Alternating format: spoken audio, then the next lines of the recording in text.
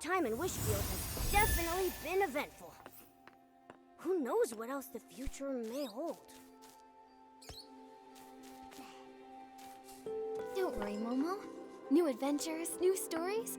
There's so much to look forward to. Yup.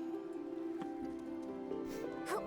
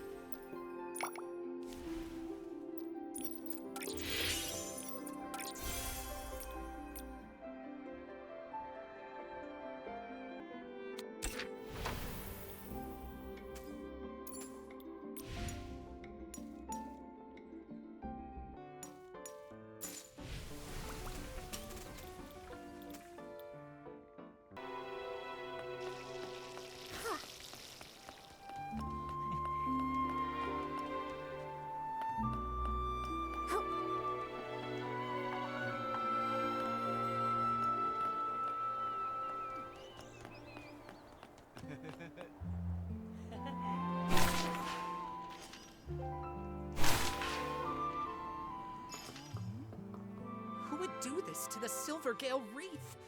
This isn't just a stain on the world of detergent. It is a disgrace to the entire abandoned district! Hold on. Slow down, Alan. Why are you so fired up? Careful, buddy. You're so puffed up, you might float away. Miss Nikki and Mr. Momo, I didn't expect you to catch me in such a ruffled state. This is infuriating. Someone really messed up the crates. Give me a break. Who in their right mind leaves Silvergale wreaths lying around? Everyone in the abandoned district knows those are sacred. Back in the day, if I so much as bumped into one, I'd have to recite 3 of the Silvergale's verses by heart on the spot. Calm down, Alan. Just tell us where the crates go. We'll help you sort them out. Really? Oh, over by the Silver Gale. Thank you both very much. Someone must have switched the detergent crates with the Silver Gale wreath crates. I just finished sorting the detergents. Oh, but those other crates still need to be moved. Would you mind moving these crates back and saving me from this massive heartache?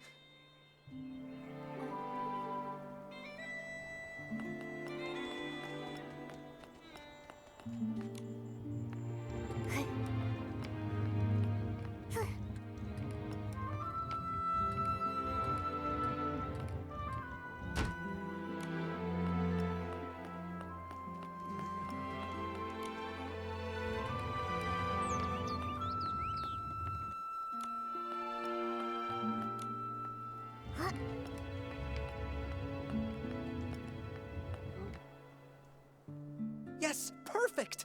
Thank you so much, Nikki. You're the strongest, smartest... You're all too kind. Wait, Alan! Actually, I need to ask you something. The Poison Dawn's first light detergent. Did Jenny's team find anything? Yikes! I almost forgot. That's on me. I got so fired up, my bag nearly popped. But yes, it turns out the saboteur mixed up Super Duper Palmed, One Breath Bliss, and One Wash Fresh. It was a total disaster. Whoa, whoa, whoa! Whenever we start talking formulas, my head starts spinning. Super Duper Palmed. Wasn't Pommy talking about that stuff?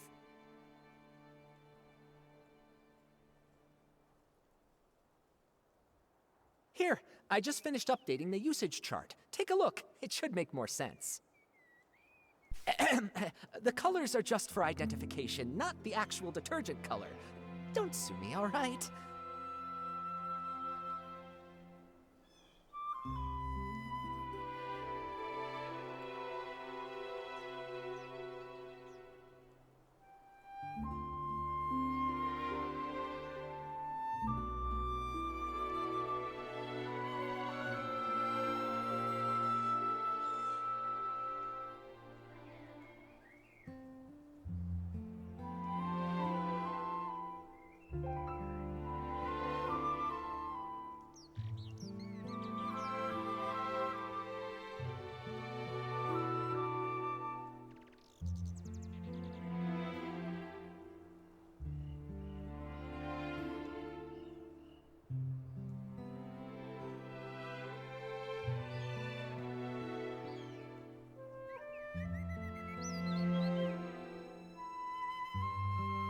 The red label means that it's super duper palmed.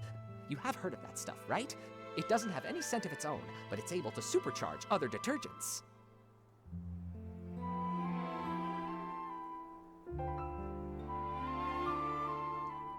The yellow one there is called One Breath Bliss, which can be used to make super scented palmed. It's not a dangerous detergent. The smell is just impossible to cover up. We've definitely seen that one. Oh, and the blue one? That one's One Wash Fresh. It's used to make super clean palmed. It can fade fabrics and wear them out if it's used too much.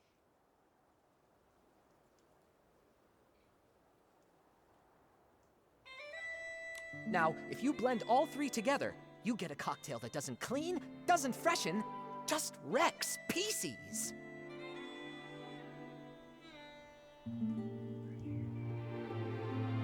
It causes severe hallucinations, so it's called totally not palmed. Yup, I just checked the inventory, and several bottles of Super Duper Palmed were emptied out. The amount missing matches the dose used. They used what was already here. Nothing from the outside. Catching this culprit just got even harder. Tell me about it. At first, I just figured that some brand new, barely trained worker had just messed up the crates. But I looked into it, and the shift logs were clean. That's when I realized someone did this on purpose. The thing is, we've warned people not to mix the three, loudly, repeatedly. Who overheard us and chose to poison people? We still don't know. Wait, the work log wasn't messed up by the workers. I just realized. One more thing's out of place.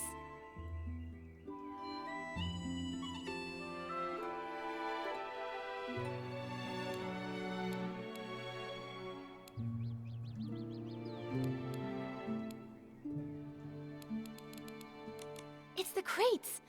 Alan, do we have work log records for the crates being put back in place? No, we don't. But even the clumsiest PC wouldn't misplace the Silvergale wreath. It's a long-standing tradition in the abandoned district. Even PCs who don't work at Ripple Estate still show respect for the Silvergale. Right, unless it's an outsider. Oh, you mean that only a PC who doesn't believe in the Silvergale wouldn't have noticed the wreath was totally misplaced? Exactly. If that's true, then the one who tampered with the batch is more likely a guest from Sichia. Wait, those guys? They're so annoying.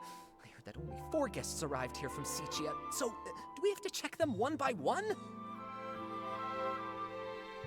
Nikki, there's been a development. I think you should know. Hey, this feels pretty familiar. Colleen and I found a new guest unconscious in the raw material fermentation zone. He told us that he had run into a suspicious PC.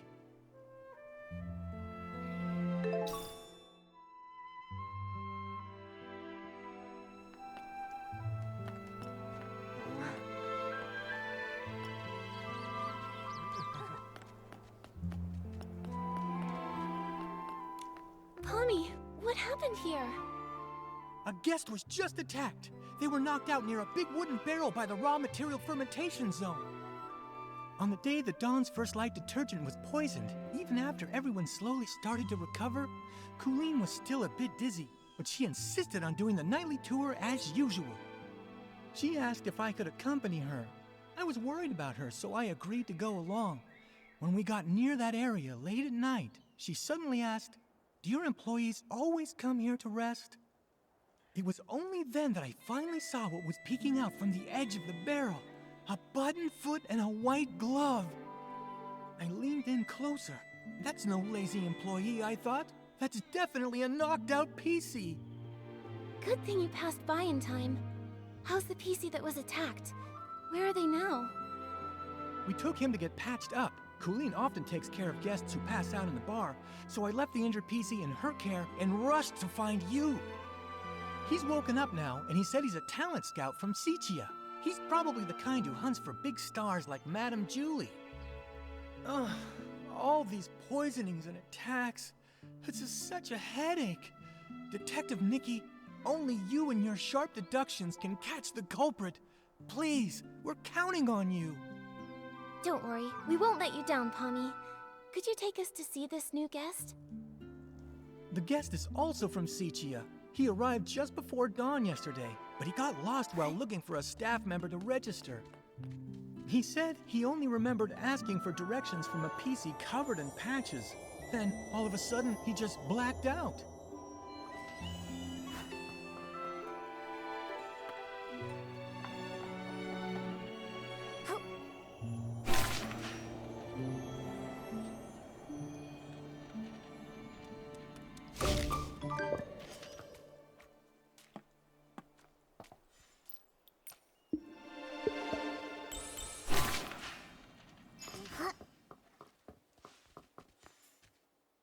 Ugh, that was brutal. Is it really that painful? This is unbearable. The gaps in the fabric were packed with dirt, and each of the threads reeked of dust. I was able to wash my hands, but I just touched my portable detergent bottle. It's just dirt. It won't kill you. If you still have the energy to worry about washing your hands, I'd say you're recovering well. Benny, this is Nikki, and her little yellow friend down there is Momo. They're very trustworthy. Whatever happened, you can tell them. Hi, Benny. Don't worry, we'll catch the attacker for you. How are you feeling? Wait, are those...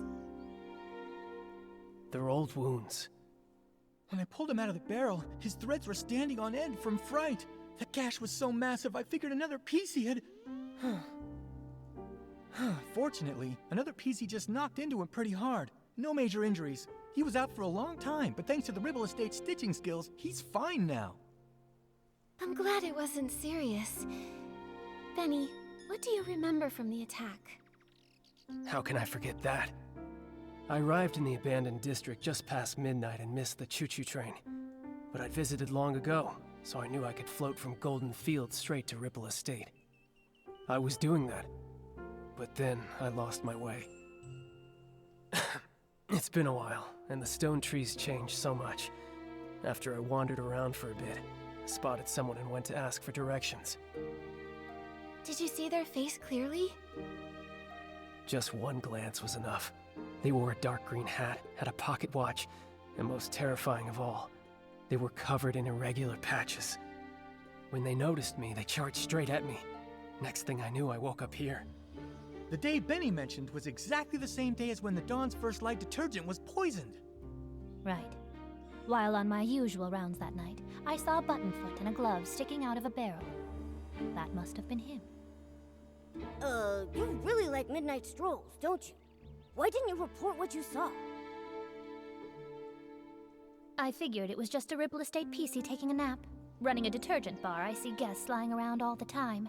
I don't have the luxury to fuss over each and every one. Who could have known they'd been unconscious there all day? That makes the mysterious Patchy PC look like a pretty suspicious character. Colleen, Pommy, have you seen this PC around? Of course not. A PC covered in patches. That only really happens in Seichia's ghost stories. I've been patrolling lately. I haven't seen any PC that scary. But I did ask Wendy. She confirmed to me that Benny had arrived in the abandoned district that evening. She also informed me that later on, she saw a strange-looking PC dart past. She couldn't stop them. A new attack? A new suspect? Looks like we've got another mystery to solve. Let's check out the place where Benny was attacked. We might find some clues pointing to that Patchy PC. Let's also check the scene of the missing suitcase. The PCs should be up by now. We can ask them what they saw. Detective Nikki, where would you like to start? I'll stick close behind and be your trusty assistant.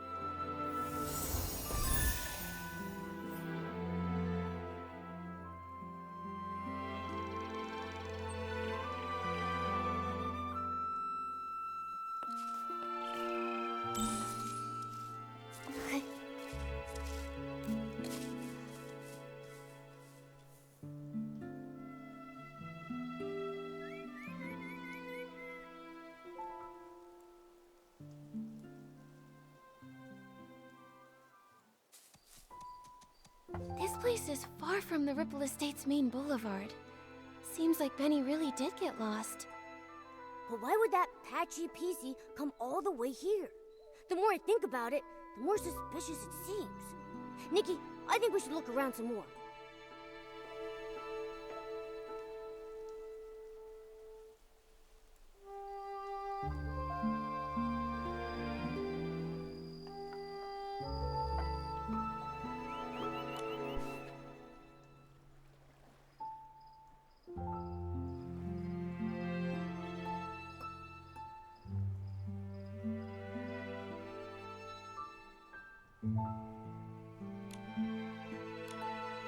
The materials in the fermentation zone have been normal lately, and Alan's analysis confirms it.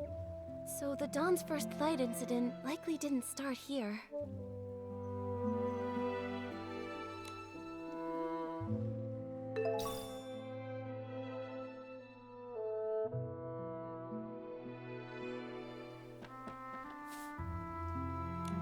A pair of scissors.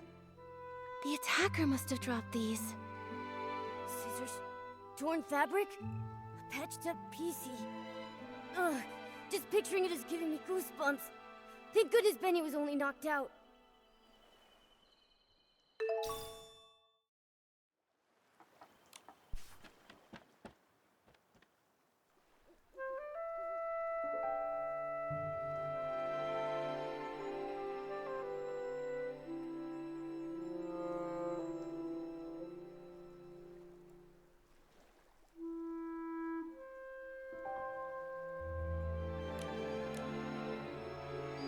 Whoa, such a packed schedule.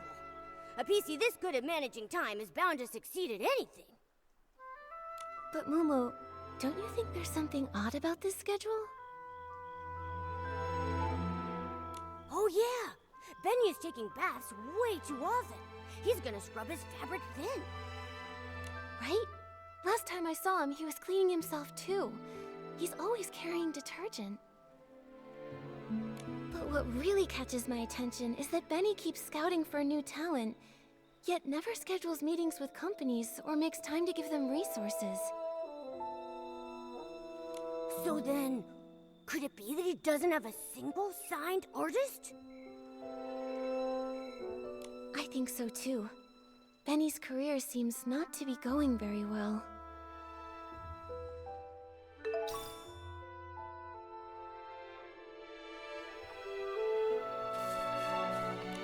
Look at these wood chips. They look like they fell here recently, and there are a bunch of loose threads caught on them. Huh. It seems like a PC crashed into that cracked barrel over there, and they knocked off the rotten planks in the process. Nikki, let's check the ground nearby for more wood chips.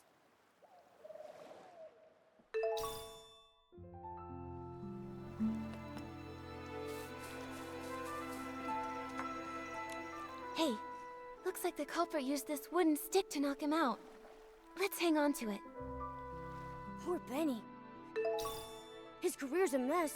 He came all the way to the Ripple Estate soiree seeking opportunity, and then while just asking for directions, he almost lost his life to a suspicious PC.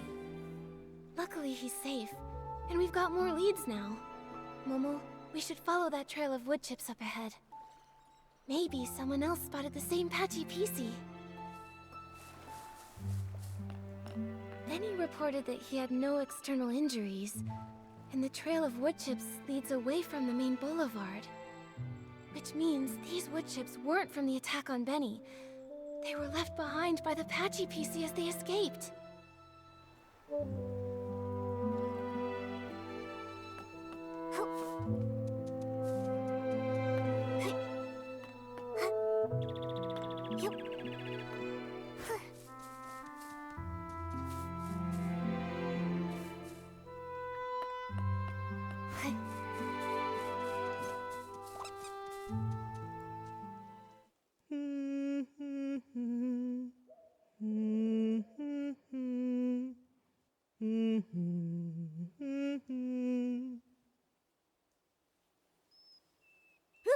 was that? Mommy, sing something else. Looking for scraps of cloth. What a lovely piece I found. Oh, there. Don't cry, little one. Who's crying? No, don't! Help me, Mommy! Save me! What the heck are you? Quit your creeping around. You better watch out for my claws. What is happening? So this is the work you're talking about? No, it's all right. Those are plenty of blings, trust me. Were you the one who attacked Benny? Are you working for someone? Threadstar! Chase! No, don't let him get away! Hey, wait!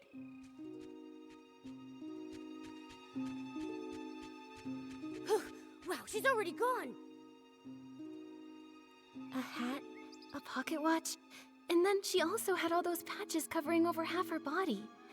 She definitely has to be the PC who attacked Benny. But then, she also said something so strange. I couldn't make heads or tails of any of it. Exactly. She's rambling complete nonsense. Talking and talking without making a bit of sense. Wait a second. Nikki, look over there. I think she just dropped something. Let me see.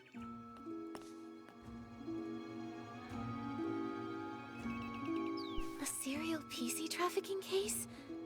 This Threadstar looks so familiar. Oh, I saw it in Tommy's newspaper too.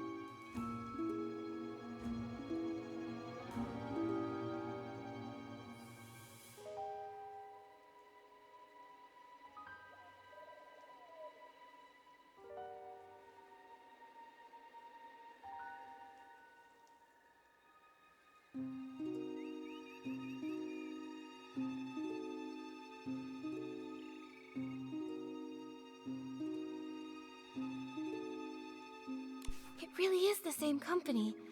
When Cersei passed away, they were really famous, a hot name in stage costume rentals.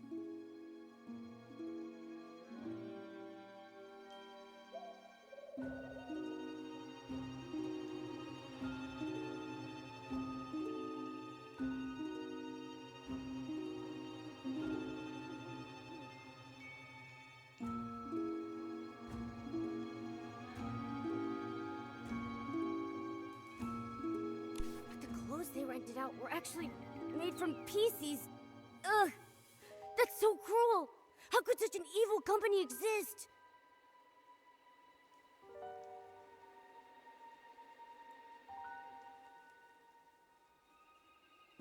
Luckily, the Kingdom Guards uncovered their plot.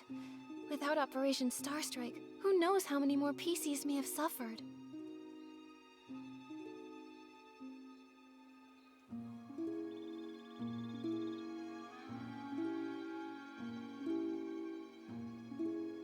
But looking at the rest of the headlines, that was all during the days of Prosperville, a case from centuries ago.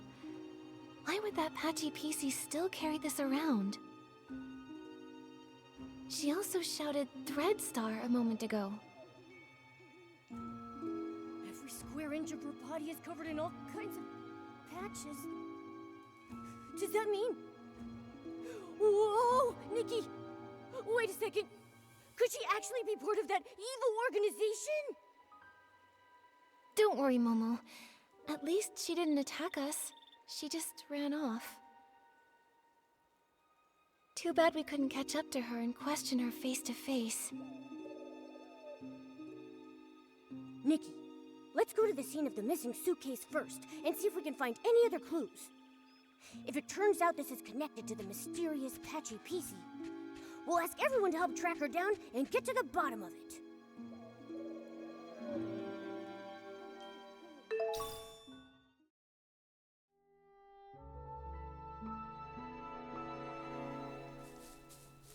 Hey. Yeah. Huh. Huh.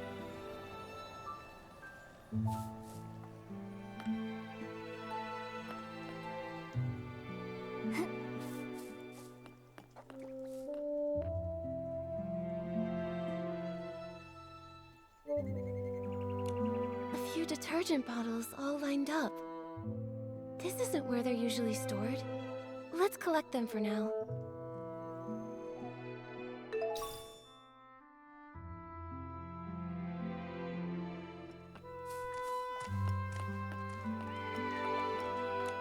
Looks like the door was pried open. While everyone else was trapped in the hallucination, the thief must have opened it and stolen the suitcase full of scraps.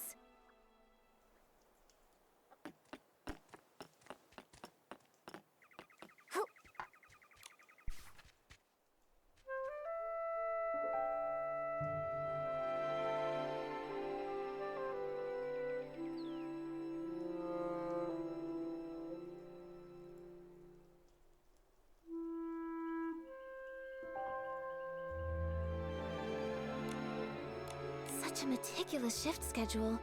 Totally Granny Rags and Jenny's style. All the important checks and confirmations are supervised by the two of them, so it's unlikely anything went wrong.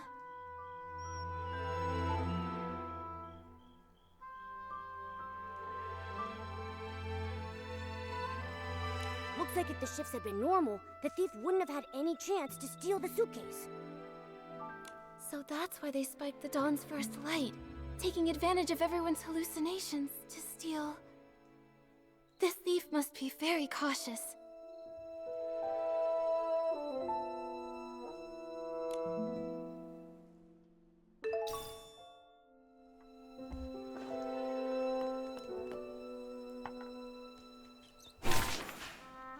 Hey. Here's a crack.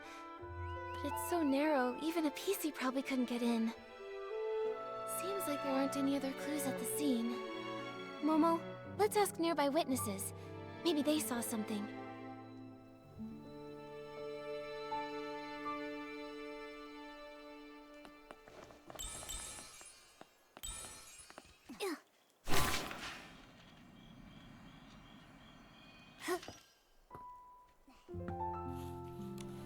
I can't believe it!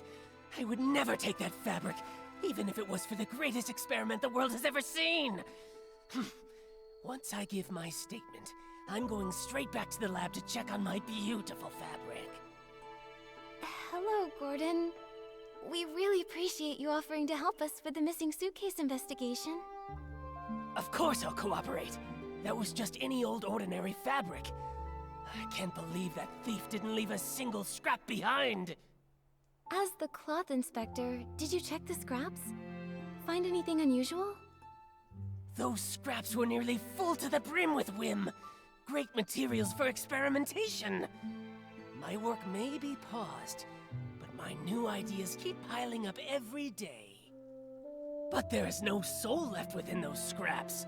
Even I am not able to stitch them together into a full body.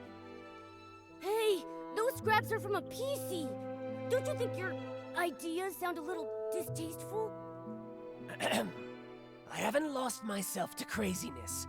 I'm simply telling you my findings. I examined them thoroughly. The culprit was incredibly careful, leaving no clear traces of a weapon. All I can infer is that the cuts were likely made with scissors. Scissors are so common. It'll be hard to narrow down. Gordon, did you see anything else unusual this morning? Nothing at all. I applied the Dawn's First Light detergent and went to see Jenny. My job was done, so I could finally get back to my experiments. I didn't pay any attention to scraps of cloth drifting past. Wait, I do remember passing the barrel home and seeing a PC that I didn't know arranging the venue. I'm certain they were orange. They were shouting nonsense, but I didn't pay attention. Now I realize it was a warning. Terrifying inspiration was about to flood in, and I would be drowned by crazy thoughts. An orange stranger that was setting up the venue. That must have been Leora. Which means when Gordon saw her, she was already in a state of hallucination. And the barrel home is far from here. Even if the poisoning wasn't severe, she couldn't have made it in time. So, Leora wouldn't have been fast enough to make it there in time for the suitcase theft. Good. Good. That's one more innocent PC to rule out. Thank you, Gordon. No further questions. I hope your experiments go well back in the village.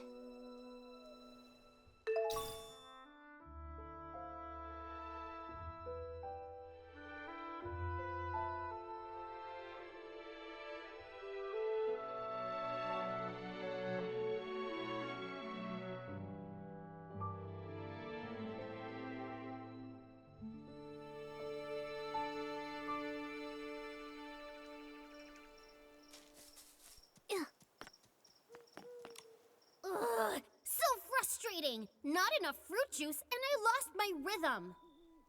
Calm down, Squeaky. Could you tell us a little more about what happened this morning? I got poisoned by the detergent, hallucinations swirling out of view. As for the PC who stole the case, no clue.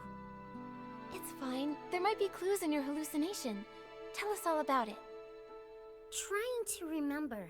Let's see. Pressing juice with all my might, the fruit, it goes flying. What a sight!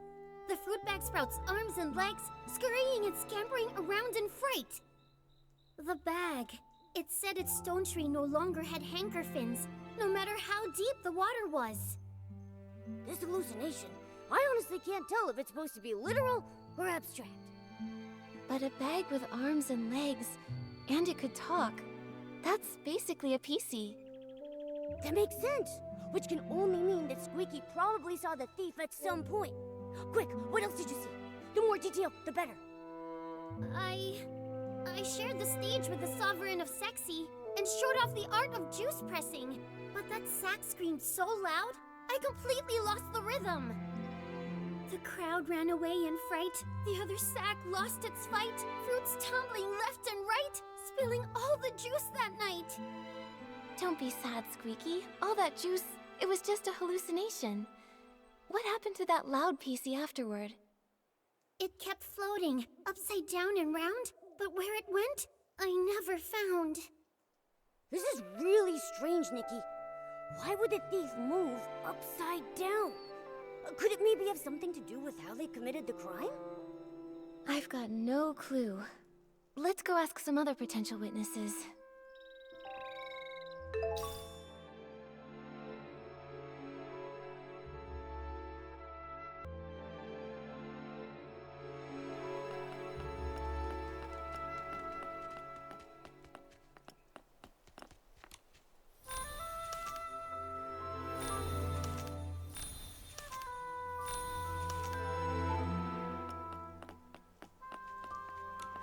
Oh, Silvergale, I've made a disaster! I worked so hard to stack the crates all neat and stylish. Now it's all ruined! I don't know how to fix this now. It's such a mess! Hello, Belford. Did something strange happen over here? No, nothing strange happened. Except me. I was a strange one. When I got poisoned, I completely messed up the cargo. And of course I was transporting the trendiest super-duper potent detergent. Oh, if only I hadn't thought this Dawn's First Light detergent was the trendiest thing those PCs in Sichia had never even glimpsed. I went and slathered on 3 whole bottles at once. Oh man, you really got poisoned, huh? But I gotta say, not every PC gets a chance to see hallucinations as fashionable as mine. I was striking a pose on a catapult seal, when suddenly, boom! 2 red suns lit the sky, with a huge orange one too! The Stoneheart burst into crackling fireworks just for me, and that scent was otherworldly. Well, hallucinations can be like that. Nothing surprising. There's nothing here that connects to the missing suitcase. So, have you seen any PCs around this area lately, acting suspicious or mentioning Madame Julie's suitcase? You're asking the right PC. I've been delivering loads and loads of detergent recently, and I pass by here all the time.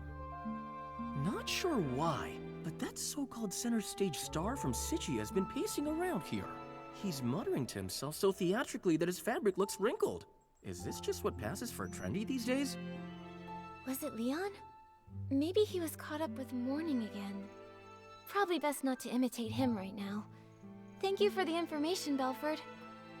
Momo, let's question some of the other witnesses. Nikki.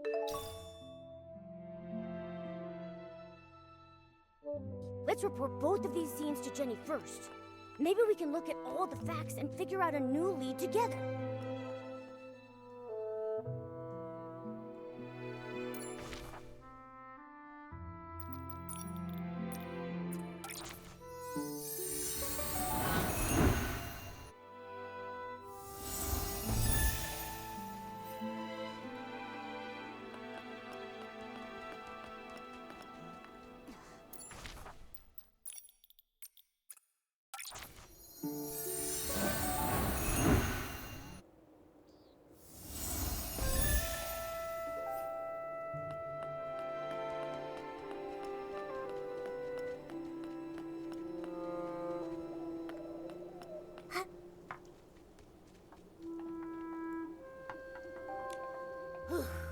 The Dawn's first light prep area, the site of Benny's attack, the missing suitcase scene, we finally investigated them all. Wow, I am exhausted. Does it always take this much hard work just to uncover the truth and solve a case? Well, Momo, now you know. Being a detective isn't easy after all, huh? Thank you. Once this is all over, I'll tell everyone in the estate about the heroic deeds of our two great detectives. And the estate's resources are always open for you to use. Of course, Jenny. Anytime. We really want to catch the suitcase thief, too. Besides, the investigation wasn't fruitless. We uncovered plenty of clues. Let me think. Let's start from here.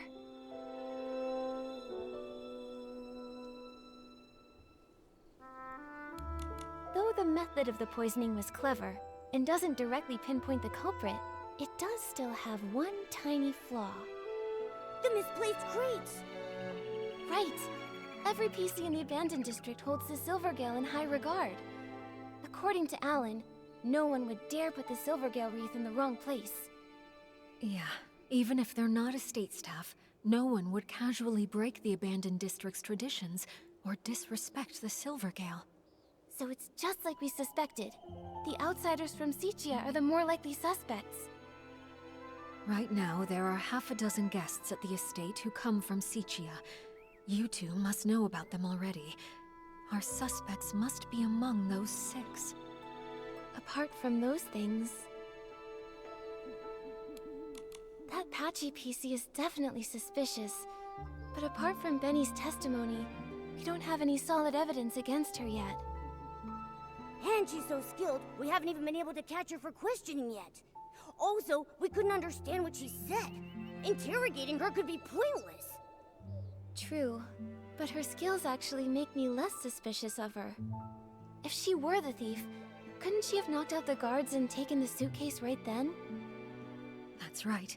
If she was so strong that even Miss Nikki couldn't handle her, ordinary PCs from the estate wouldn't have stood a chance. Causing large-scale chaos with poison would be unnecessary then. Still, this is all just speculation, not proof, so we should still keep her on our suspect list. Apart from those things...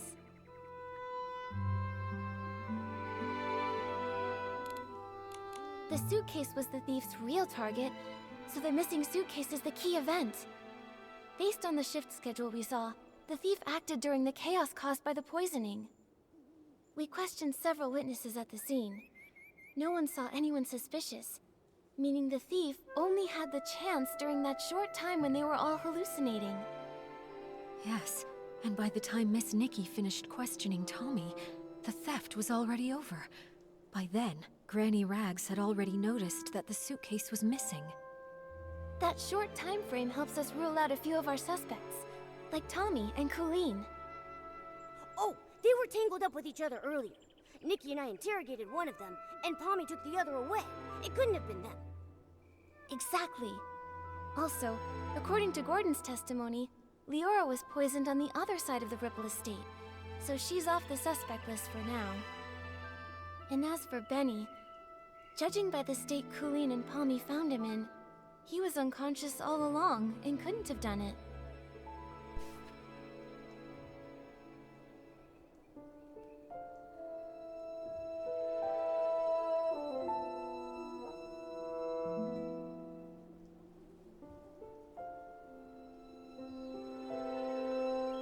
Wow, you're right.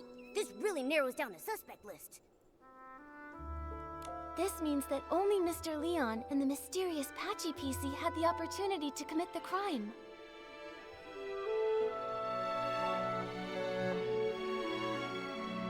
Well then, because Miss Nikki, Detective Nikki, thinks the Patchy PC is less suspicious, I'll represent Ripple Estate and invite Mr. Leon for a talk. Is it finally time to nab the bad guy? Count me in! Not yet, Momo. Jenny, these are just preliminary deductions. If we rush to arrest Mr. Leon now, we might alert the culprit, or worse, harm an innocent PC. I think Momo and I should have a little chat with him first. He might slip up in the conversation and say something that matches the suspect that witnesses saw in their hallucinations.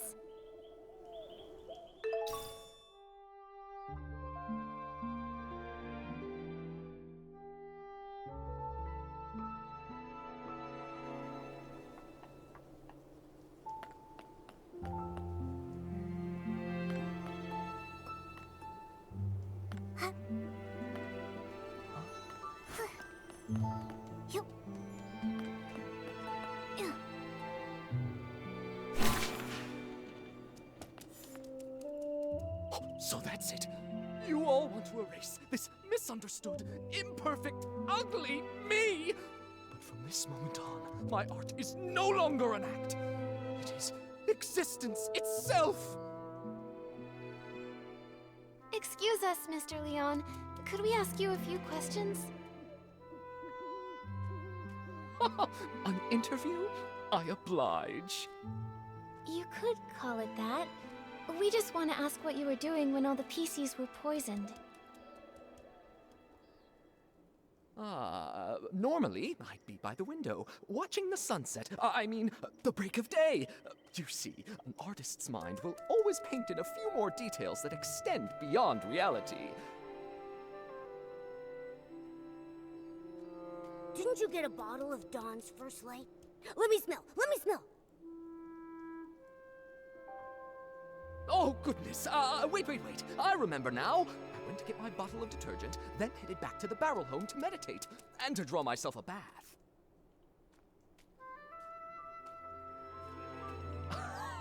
After all, I'm a seasoned artist from Sicia who once shared the stage with Juliet and Circe. I must stay elegant at all times. In that case, you must have fallen into hallucinations too. Oh, if you don't mind, what did you see? That has nothing to do with the case, does it? I was alone the whole time. I saw nothing. All right. Please rest up, Mr. Leon. We'll go ask the others. Wait. Those were just hallucinations. Nothing worth asking about, right? Oh, but Pommy was awake at the time. Gordon has been deep in his research for many years, so he might have ways to stay alert. Yeah, you're right. We'll be sure to ask every single one of them, and we'll question a second time, just to be sure. Hold on! If I'm honest, that wasn't the truth. After washing myself using the detergent, I went to, the suitcase storage area.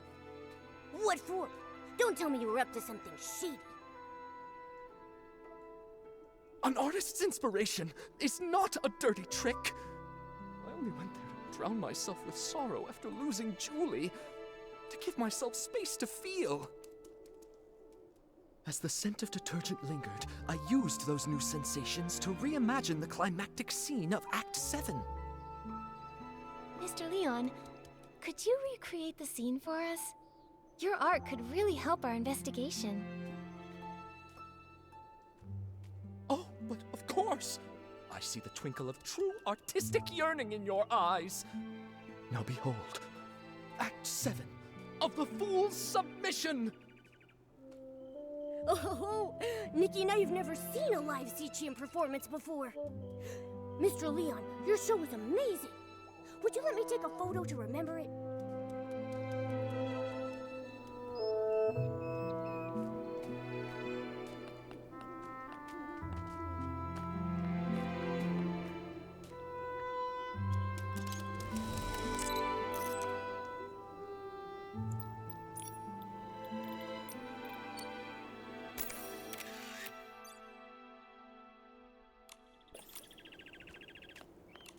You'd rather embrace a perfect lie than accept the raw truth I bring?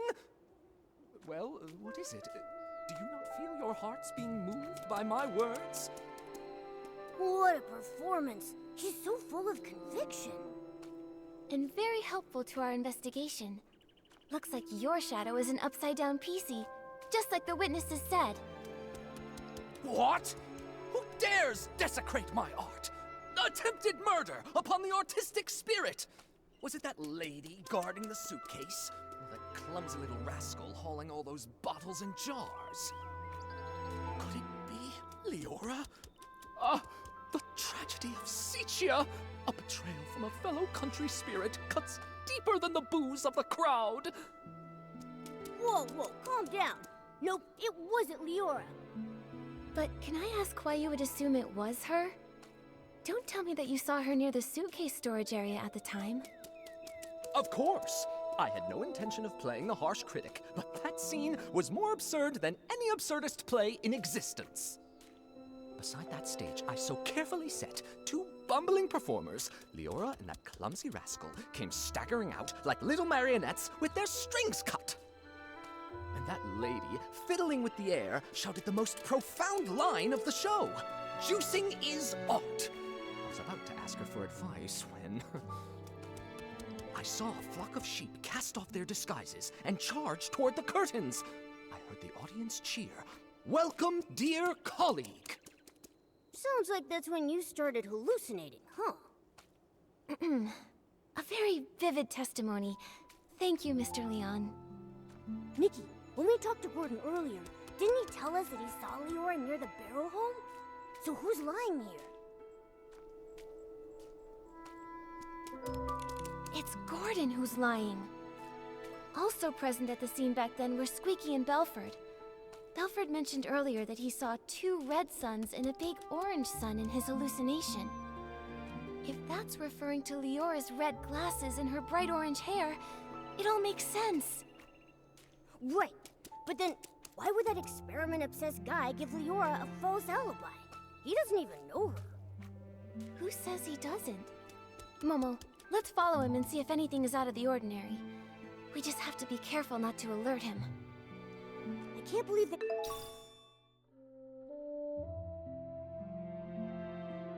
Gordon would help a PC from Sichia cover up evidence. They must be hiding some kind of shared secret. If we ask him directly, he might not tell us anything. We should be sure to tail him for a while first.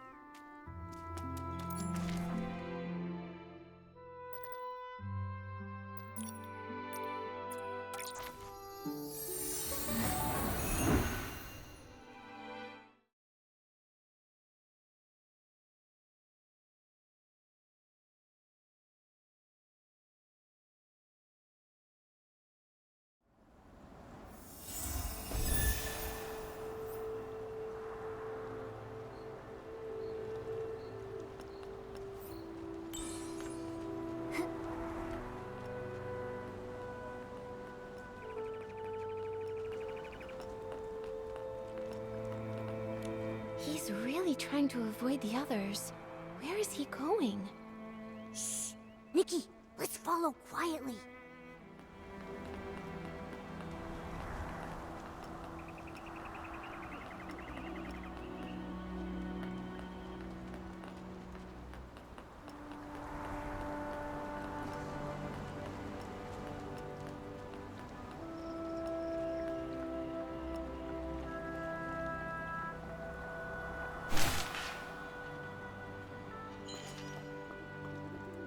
If we could snap a photo of them secretly meeting, we'd have the evidence to confront him.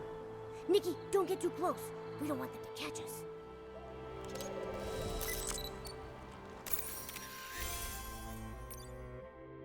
They really do know each other. Once it's daytime, we'll visit Gordon and ask why he lied.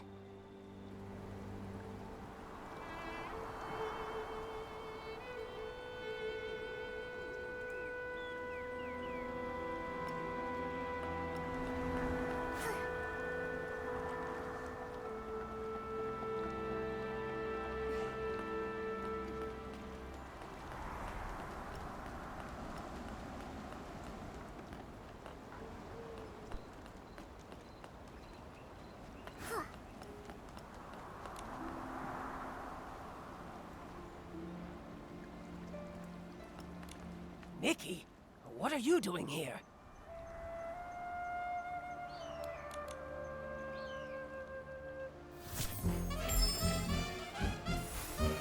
Gordon, I have a question for you. What exactly are you doing here?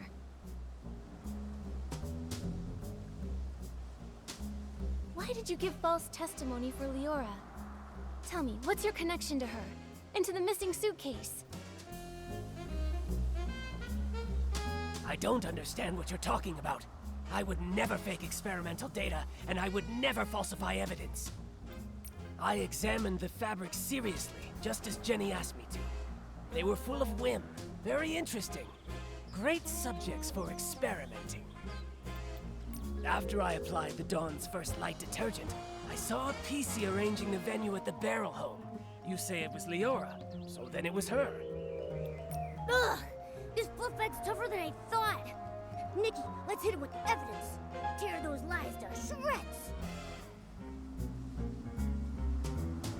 I don't understand what you're talking about. I would never fake experimental. What are you showing me this for? If it is nothing important, leave and stop getting in the way of my experiments. Only crazy experiments can create crazy I don't understand what you're I examined the fabric seriously, just as What are you showing me this for? If it is nothing important, I examined the fabric seriously, just as Jenny... After I applied the Dawn's first light detergent, I saw a PC arranging the venue at the Barrel Home. You say it was Leora, so then it was her.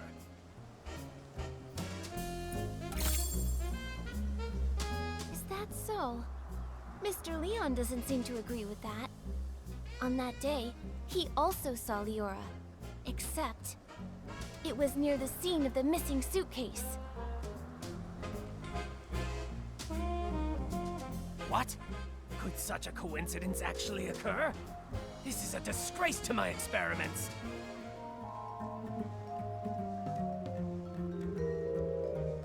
Before Mr. Leon started hallucinating, he recalled seeing Leora appear there, which is pretty far away from the Barrel Home that you mentioned earlier.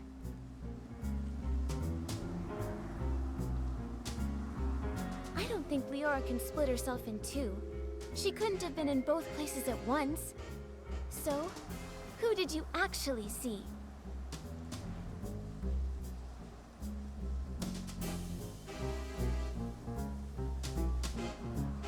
Or maybe you never saw Leora that day at all. Maybe you just wanted to give her a fake alibi. Why should you believe Leon? He may look crazy, but he's not truly crazy. He just rambles on about meaningless art.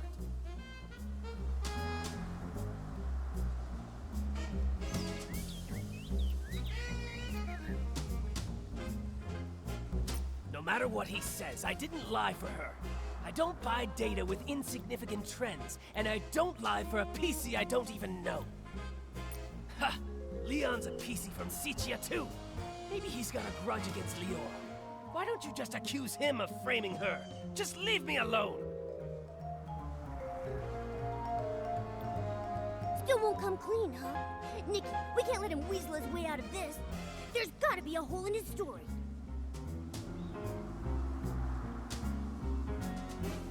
Why should you believe Leah? No matter what he says, I didn't lie for her. This should be more than enough to prove that you and Leora do know each other. Who knows how long you've secretly been in contact? Impossible. The data is flawed. It can't be like this. It can't be!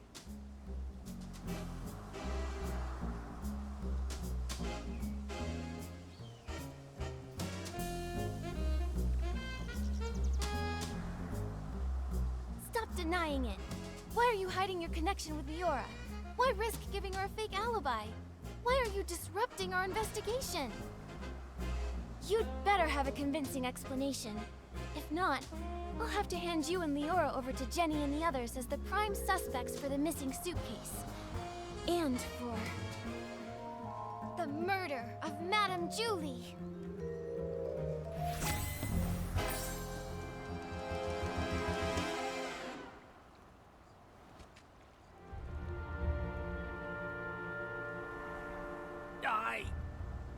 Miss Nikki, please don't trouble Gordon anymore.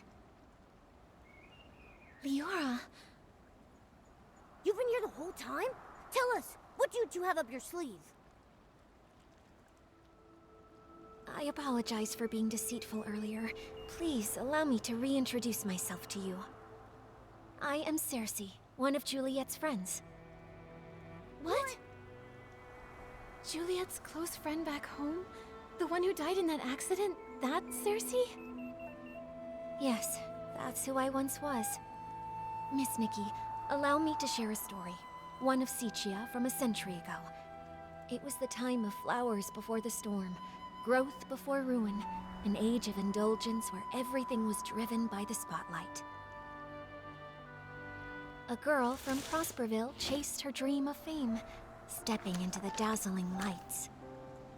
Never expecting that behind the spotlight grew desire and power, just like a Threadstar costume, concealing the sewn-in corpse of another life inside. You discovered what Threadstar was doing back then? That's right. The dazzling facade was ripped away, and I witnessed the awful darkness lurking beneath, so I started my search. Naive, silly, call me what you'd like. I tried to uncover the truth myself, seeking atonement for my time spent in lavish distraction. But you failed.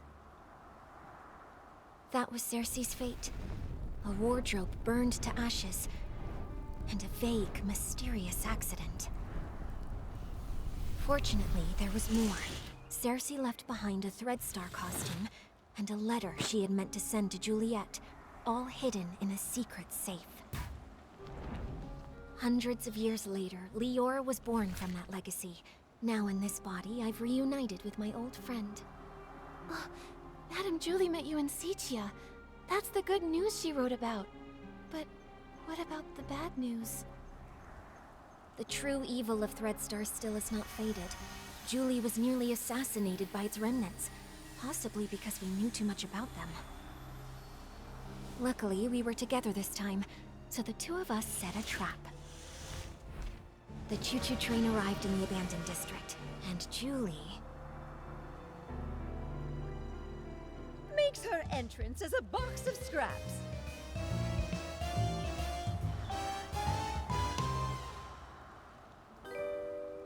Madame Julie, you're alive? Darling, I may be old, but I've still got death beat. I won't go down before we catch Threadstar's remnants and avenge my little Cersei. Don't get too excited. Don't forget, right now you're Threadstar's biggest target. Oh, trust me, I'm well aware. They somehow think they still have me cornered, but that's all right with me. Faking my death is bound to turn the tables and smoke them out once and for all. So, that box of fabric is... It's my experiment. I'm infusing it with whim, mimicking PC's fabric. All part of the experiment. Go Gordon really is a crazy genius, isn't he? This has all been the performance of a lifetime thanks to his brilliance. My apologies, Miss Nikki. We didn't want to drag everyone into this plan, so we hid this from you. Gordon's false testimony was meant to divert your investigation away from me. Well, I also owe you an apology. I'm sorry. It's okay. I'm just still processing all this. Given how complicated this is, I understand why you kept things secret. The one who stole the suitcase is very likely a remnant of Threadstar. Precisely! My dear, you're a remarkably smart girl. You exposing this little scheme isn't a failure for us at all. Don't worry, we're not just sitting around eating bonbons. Gordon is helping develop a reagent to keep tabs on the suitcase, and friends from Prosperville are gathering the materials. The end of the storm is the prelude to a clear day.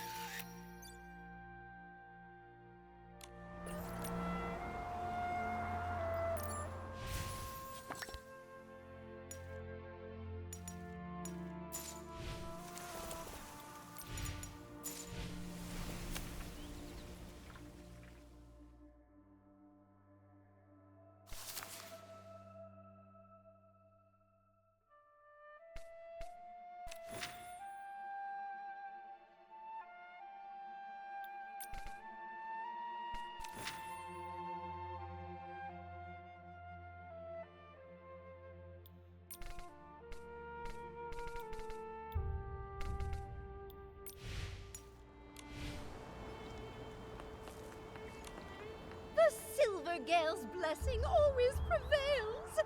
I knew we could count on our village friends. They've collected so many berries. That sound. Is that Gordon's cousin coming? Hey, why the outfit change?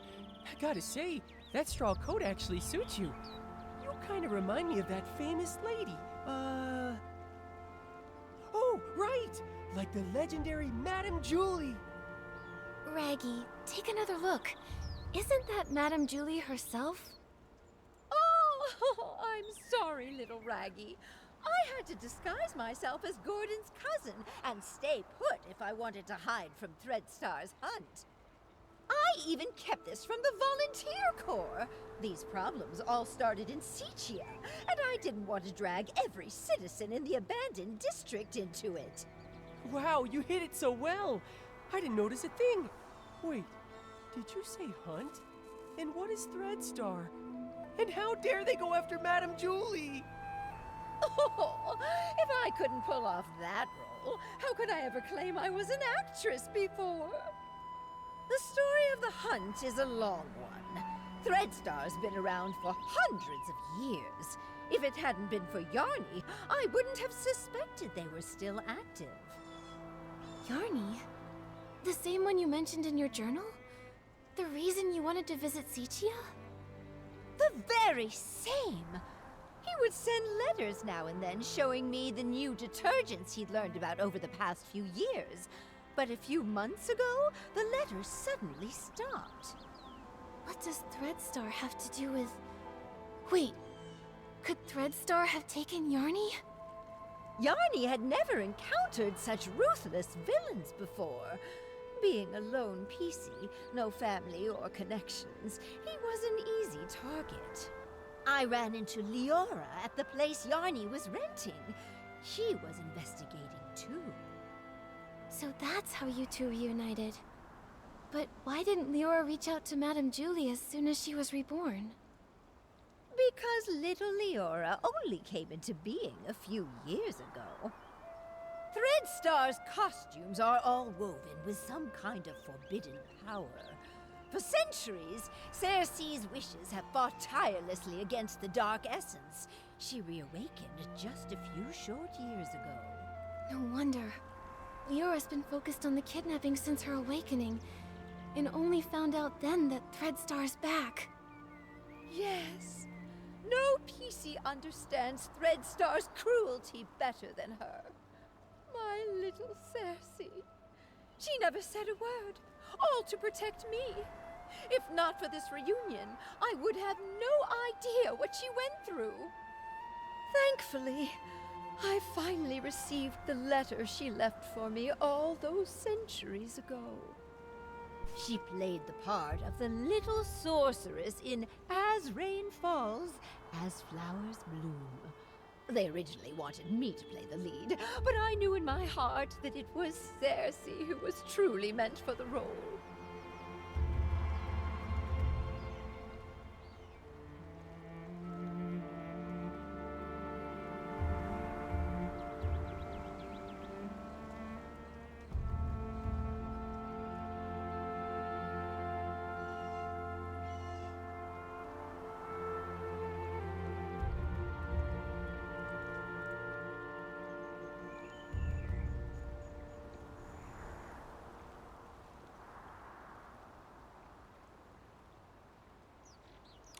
She was thrilled when she got the role. From the first act to the final curtain call, she scrutinized every word over and over.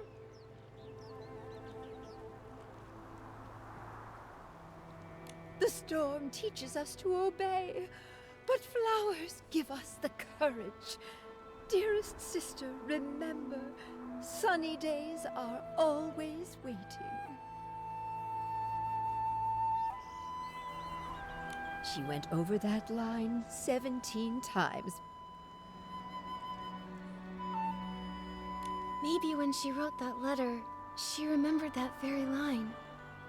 So she set off, carrying flowers and courage. Like the little sorceress breaking through the storm, Cersei faced the evil Threadstar head-on. Yes, she was such a silly girl, trembling with worry before going on stage. But when that spotlight found her, she was full of strength. It sounds like Leora never gave up investigating Threadstar. Nikki, we've got to work hard too. We can't let those villains win again. Right. The tragedies Threadstar caused must never happen before our eyes again. We Forgottens aren't going to stand by either. Madame Julie will be safe here with us, while we sharpen our blades and prepare to tear those rotten threads apart. Those berries you collected will also be super useful. The juice they produce is known as Stitchy Splash, and it is a key ingredient for the tracking reagent for the suitcase. What can Momo and I do to help? The berries are almost ready. Let's pick the best ones we can find and juice them together. The wild party to declare the war on the storm sets off.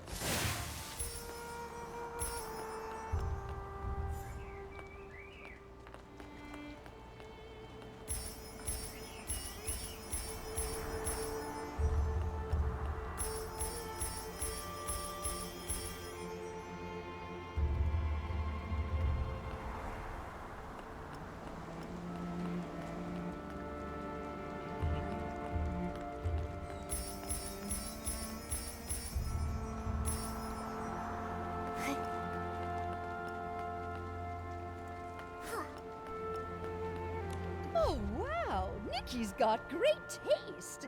Now that we've got the berries, it's time to press the juice. Listen, my darling. Only by dancing as a duo with passionate burning souls can we help these shy berries fully loose and join our wild party against the storm. Nikki, are you ready?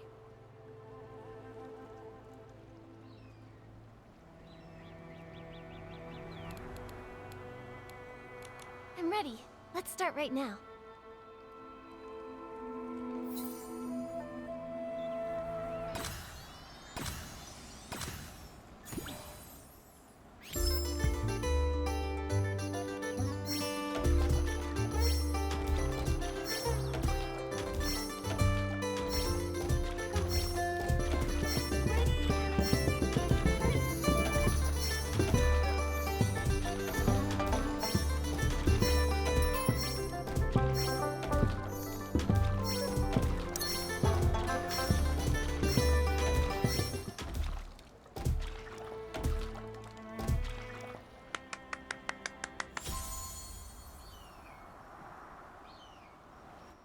My goodness! I feel like I'm getting younger with each and every step. Nikki, dancing with you is even more wonderful than that final curtain call back in Sichia. Look! We successfully pressed some of the Stitchy Splash juice. This should be enough to fuel Gordon's craziness. Job well done. Once we've unraveled Threadstar's rotten threads, I'll throw a Ripple Estate soiree so grand, and the Forgottens will definitely be included. I really want to go, but I haven't really gotten to know everyone, and I'm all torn and tattered. If I join the Ripple Estate soiree, won't I embarrass Madame Julie? Dear, there are no strangers at the party, only friends you haven't gotten to know. Besides, what's a little wear and tear? I once showed up to an awards ceremony wearing a dress with a big rip. The whole point of this party is to bring the entire village together. Even that old stubborn Gordon told me the idea was fantastic. Madame Julie is right. You should come. Everyone wants to get to know you. I'll get plenty of dance moves ready. We're all looking forward to dancing with you. Momo and I will bring the Stitchy Splash Juice to Gordon, so he can finish the tracking reagent and catch those Threadstar threads sooner. Let's do it. For the best Ripple Estate soiree ever! Let's go, let's go, let's go! You can't run away this time, Threadstar!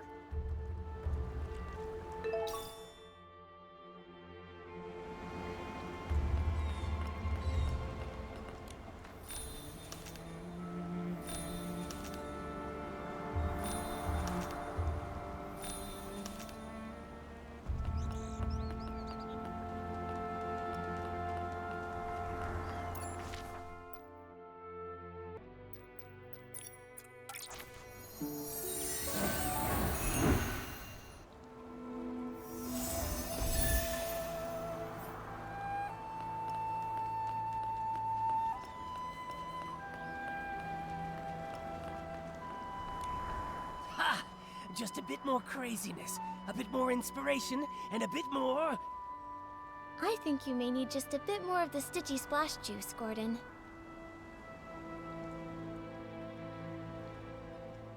I did it! Finally! This reagent is a tiny miracle that will make every piece's heart skip a beat! Gordon, you did such a great job! All thanks to Julie, who handed me a whole box of blings, plus the Floragale cloths she'd kept for years. Without them, my progress wouldn't have been nearly this fast. The deal is finally settled! Deal? What deal?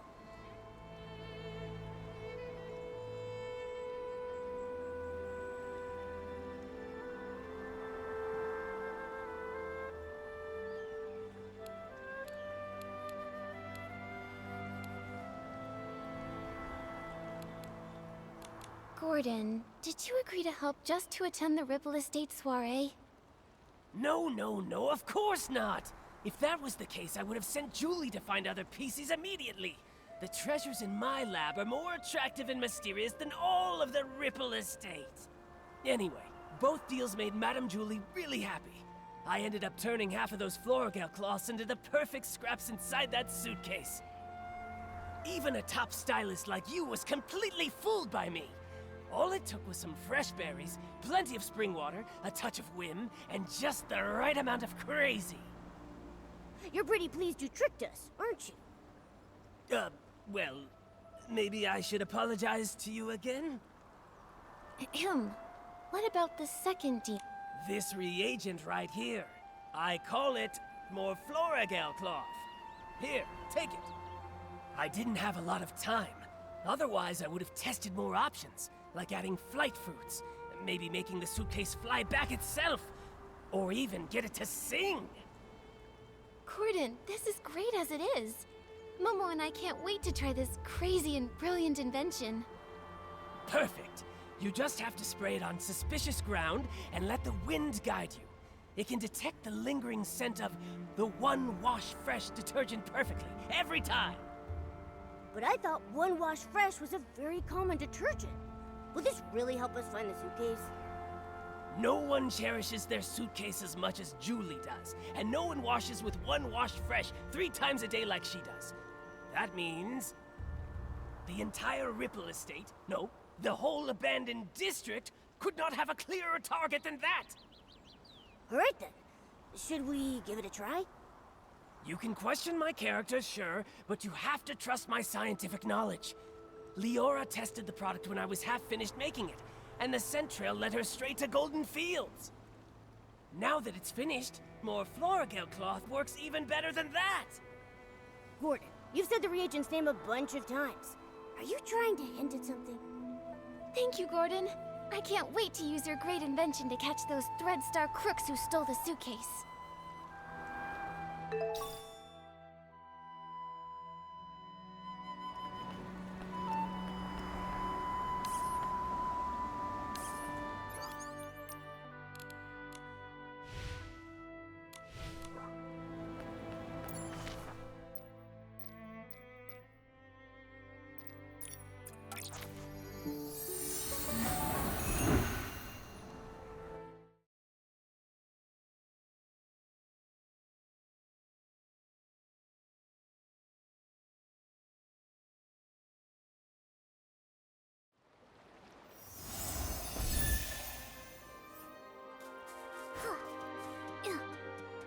According to Gordon's instructions, here's where we can use the reagent.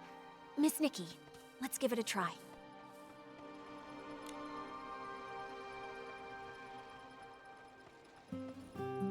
The scent trail really appeared. Amazing!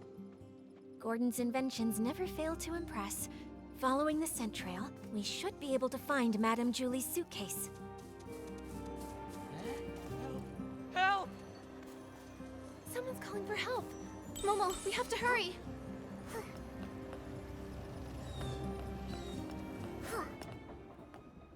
Help! Help! Oh, why does this always happen to me? Stop! Don't hurt him! Now then, why did you attack Benny? Who are you? If you don't answer, we'll have to treat you as a suspect and detain you.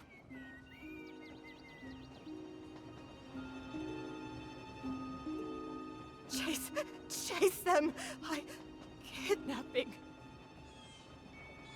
Kidnapping? What do you know?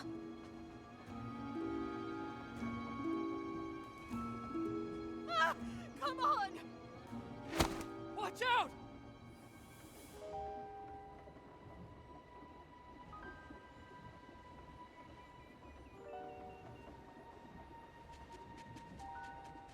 Ugh! Still couldn't catch her! It's okay. We have plenty of clues. We just need to keep investigating. Come on, we should go check on Leora.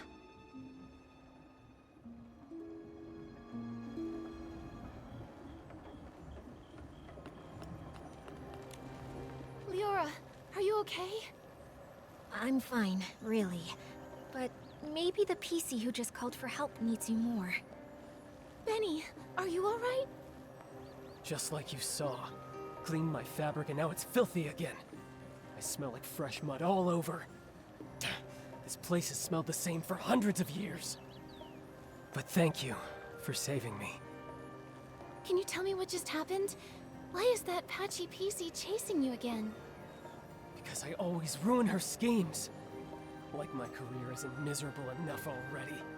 I can't find anything else, but somehow I always run into her. Even just looking at her crazy irregular patches makes me shudder. It's as if all my threads are twisting into knots. But fabric getting damaged is normal, right? Everyone gets hurt. You even have some stitches on yourself. That's why I always make sure to cover the tub with bubbles before I get in so I can't see myself. Happy now? All right, Benny, back to the case. You told us you caught that patchy PC plotting something? Exactly. I saw her sneaking around behind that haystack. But before I could get a good look at what she was doing exactly, she rushed straight at me. Nikki, the scent trail on the suitcase. It's pointing in that direction. The last time that patchy PC appeared was just before the suitcase was stolen. Now she's here again with the scent trail at Golden Fields. Definitely suspicious. But then again, there's another PC who's always around there too. Benny, might I ask, why did you come to Golden Fields? You suspect me? Just a routine question. Work. I came to look for potential stars here. And to see the endless sea of wheat. But now I'm in no mood for that anymore. I just want to leave the abandoned district as soon as possible. Sitia is noisy, but at least it's safe. May I go now? No problem. Thank you for your time, Benny. Hope your luck improves. Oh, that feels familiar. Leora, what do you think? You've been quiet this whole time. I'm fine, Nikki. It's just strange. Seeing a familiar PC again after centuries brings back some feelings. A familiar PC? You know Benny? Of course, but he doesn't recognize me now. Actually, I was part of the reason he moved to Golden Fields all those years ago. Never mind that. It's all in the past.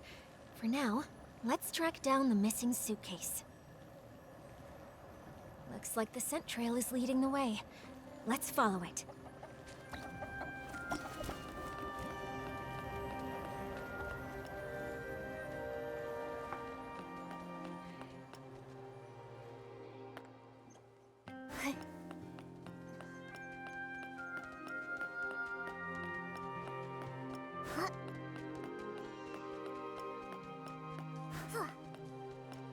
That's Madame Julie's suitcase. It looks like the thief got away. Leora, let's check around and stay alert. This fabric must be from Gordon's experiments, right? He even left a piece behind. Seems like the thief was really in a rush. Which means we must be getting close. If we can figure out their next move, we'll catch them for sure.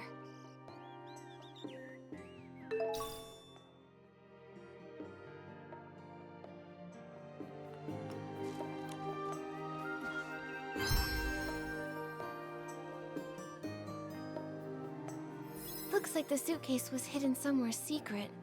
It's completely covered in dirt.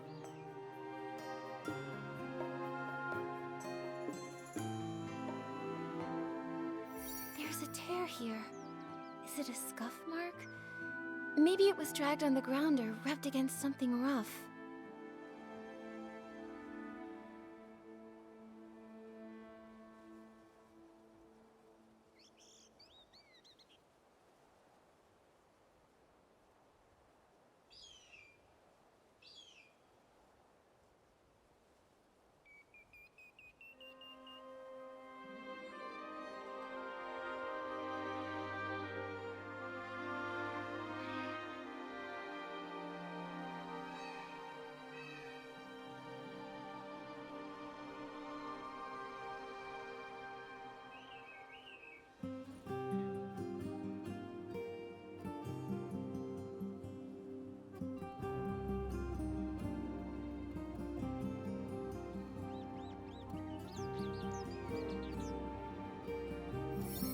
scraps of cloth are gone. They only left the suitcase. Did they find out we were tracking it?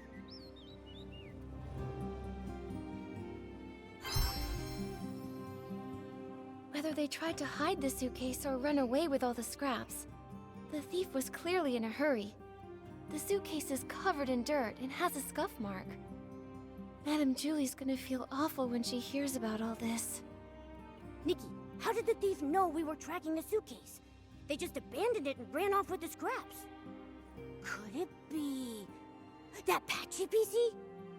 She did mysteriously dash off the moment we spotted her. Maybe she came here afterward to get the fabric.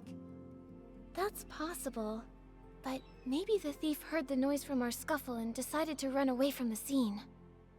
Either way, the thief risked it all to take the scraps, which means their true target has to be Madame Julie's fabric. What exactly is Threadstar up to?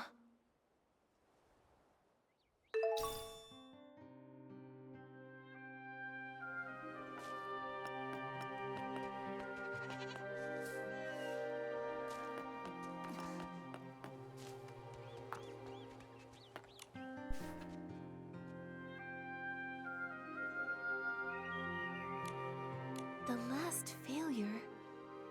Could it mean their failed attempt to assassinate Madame Julie?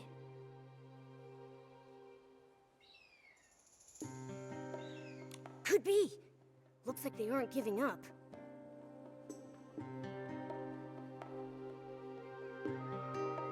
Golden Vision. Maybe that's why they snuck into the Ripple Estate soiree this time. To take Madame Julie's fabric. And what else?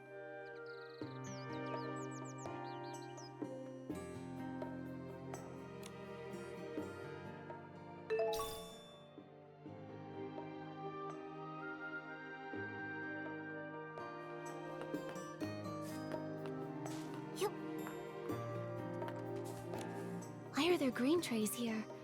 I don't think weed stalks usually get processed here. Could it be for feeding the birds? Some of my bird friends love this kind of grain, especially spread out and dried. Believe it or not, it's actually pretty tasty to them. I see. But do other PCs leave the grain here for the birds? Probably not. If other PCs came by a lot to feed those birds, our culprit probably would have been discovered by now. I can't imagine they'd want to hide Madame Julie's suitcase in a risky place like this, especially with so many PCs around. So maybe it's the thief feeding the birds. Could be, but it sounds so strange. Poisoning the detergent, stealing the suitcase, maybe trying to harm Madame Julie, but they're gentle enough to feed the birds? What exactly are they thinking? I don't know. Whether human or PC, I suppose someone's thoughts can get pretty complicated. Anyway, these grains are evidence. Let's take just a little bit back with us. Leave the rest for the birds. If they come back for a snack, they'll find something tasty.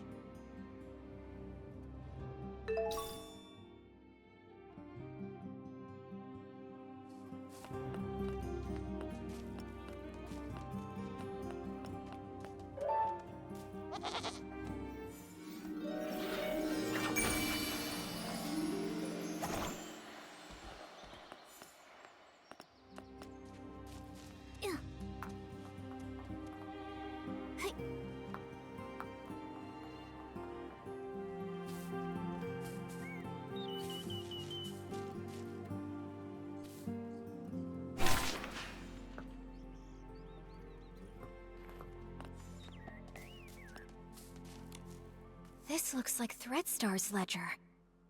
It really was them who stole the suitcase. Let's look around and see if there's anything unusual here. The latest entry says the trades have gone underground. Looks like Threadstar isn't wiped out yet after all.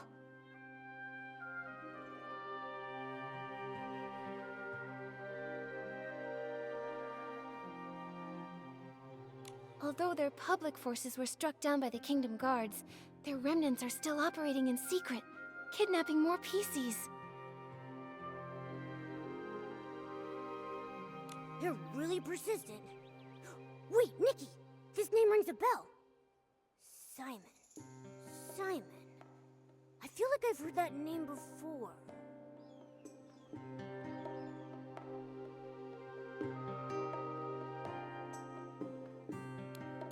Oh, it was Tommy! The senior columnist he mentioned. His name is Mr. Simon. He said Mr. Simon was targeted by strange people, and then he disappeared. Whoa! Threadstar kidnapped him! Tommy would be so heartbroken! Whether it's for profit or some other reason, they're willing to hurt so many. Unforgivable. Whether kidnapping PCs to make performance costumes or harming those who know the truth to cover up their schemes, their cruelty and evil is absolutely unforgivable. Let's keep looking through this. We have to pick up their trail. Mr. Leon rented Threadstar's costumes so many times. I suppose he had no idea those costumes were made from the fabric of other PCs.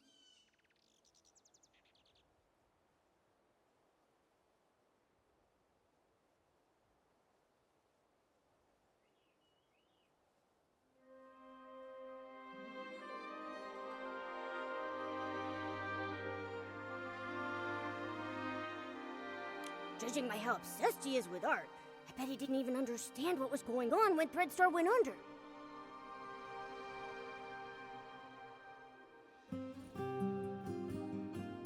True. If I remember correctly, Mr. Leon was always a loyal Threadstar customer. He never looked into the power behind the costumes. He just wanted to use them to draw the audience's attention. But just like we saw earlier, these evil costumes not only consume the life of the PCs, but also harm the wearers. I wonder what actually happened to the human that imbued Mr. Leon's fabric with wishes. There are other renters too. Cersei! Leora, it seems like the record here shows the costume you were born from. By the Silver Gale, it really is. Leah! Leah, could this be?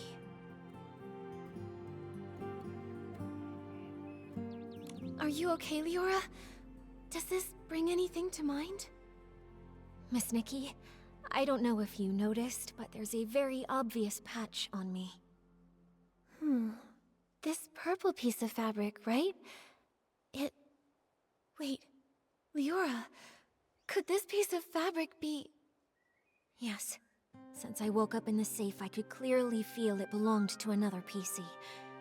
It's not part of me. It carries emotions and memories that aren't mine. It belongs to Leah. Only today did I learn her name. But from the moment I woke up, I kept having these dreams. Dreams of a little girl's laugh, a mother's comfort, a sudden separation, and lullabies she sang to herself. Small flower breathes in rose, the dreaming child with secrets close.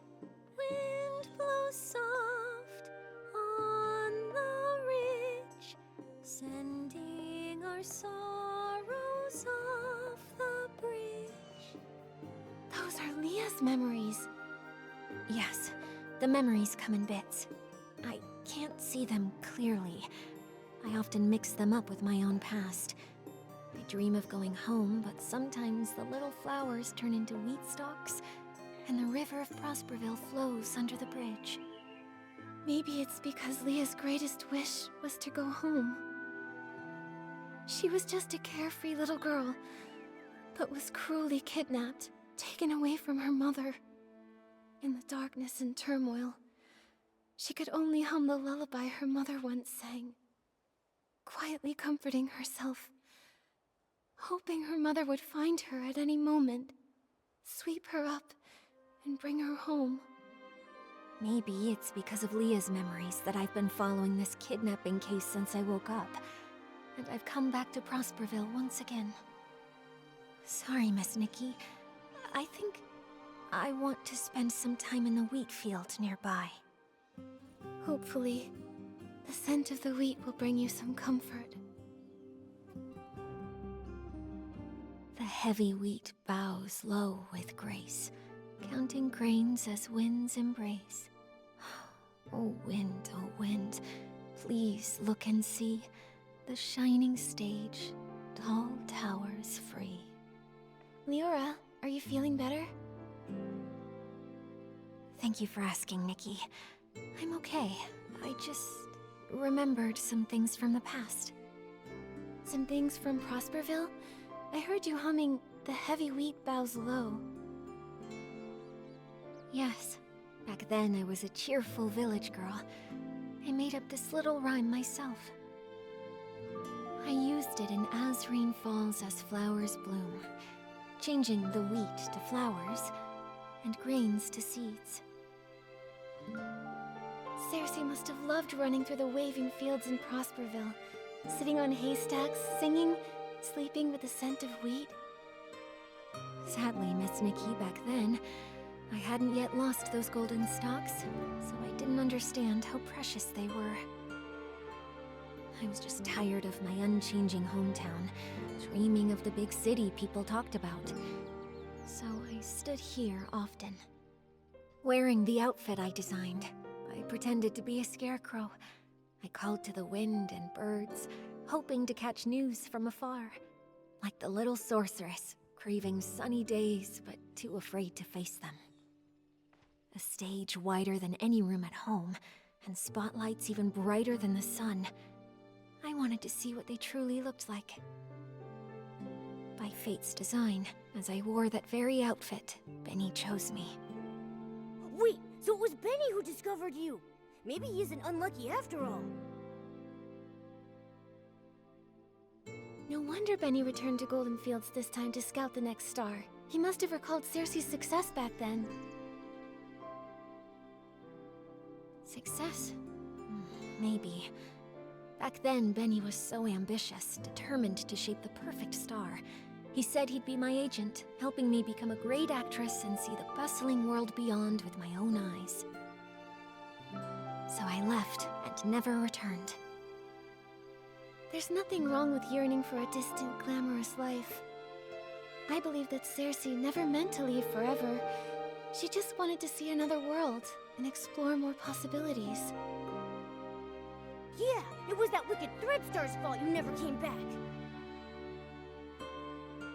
Yes, I don't regret setting out on my journey, but I do regret never knowing which direction to take. Actually, I got tired of entertainment fast. Loud but hollow applauses, suffocating parties. So boring compared to an afternoon lying in the wheat fields. But becoming a star is quite a worthy dream, don't you think so? If I didn't chase that passion, then what else would I pursue? So I never stopped. I understand that. It's like being blown along by the wind, unsure if it's really the direction you want, but by the time you realize it, it's already too late to stop. Exactly. I uncovered Threadstar's plot and was drawn to this new, unexpected force. Then, I searched for the truth. I died, was reborn, and I began to dream. Dreams of wheat fields, dreams of spotlights, and Leah's dreams. I searched for my own dream through countless others. Leah wanted to go home, but what about me? Small birds chirp away. With stalks of wheat they sway. Oh, birds, help me find. Find the sunrise where I began. Find the last of the crossroads.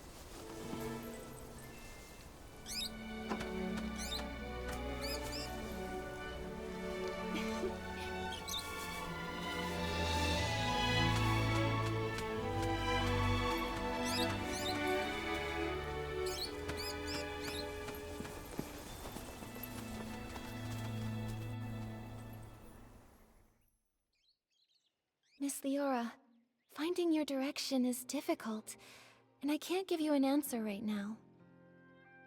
I believe that the only way to lay down your burdens and hopefully find your direction is to end all of the tragedy that Threadstar creates. Just like a wild bird, you're only able to fly when you feel the light. Yes, just like... a bird. Miss Leora, since that Threadstar thief once fed the birds might know where they ran off to. Maybe the birds do know the way. Miss Nikki, no matter where I end up, I never want Leah's tragedy to happen to anyone ever again. This outfit has the ability to call the birds. Let's give it a try.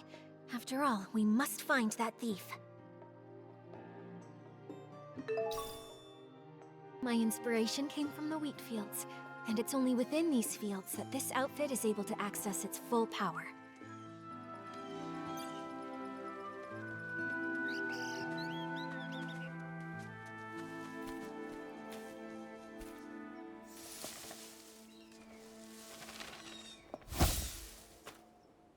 Birds fly, winds reply, bring the answer to Momo nearby. The bird said the PC who fed them was very gentle, but always seemed worried, and kept saying that if they couldn't leave, they would hide in the most unexpected place.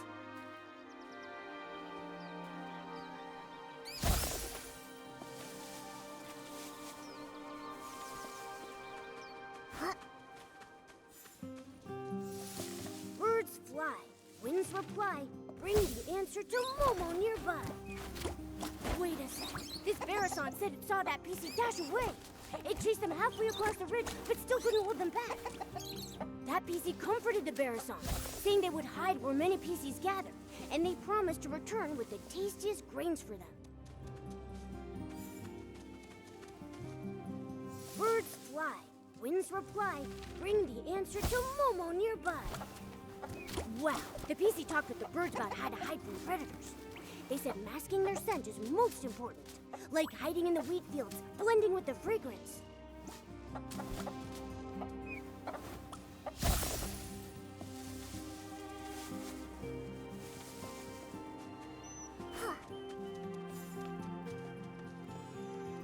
So the birds saw that thief. They hid in a secret spot where many PCs meet, and they most likely hide within fragrant depths to mask their scent. And it said they would hide in the most unexpected place. I see. Miss Nikki, where do you think that place is?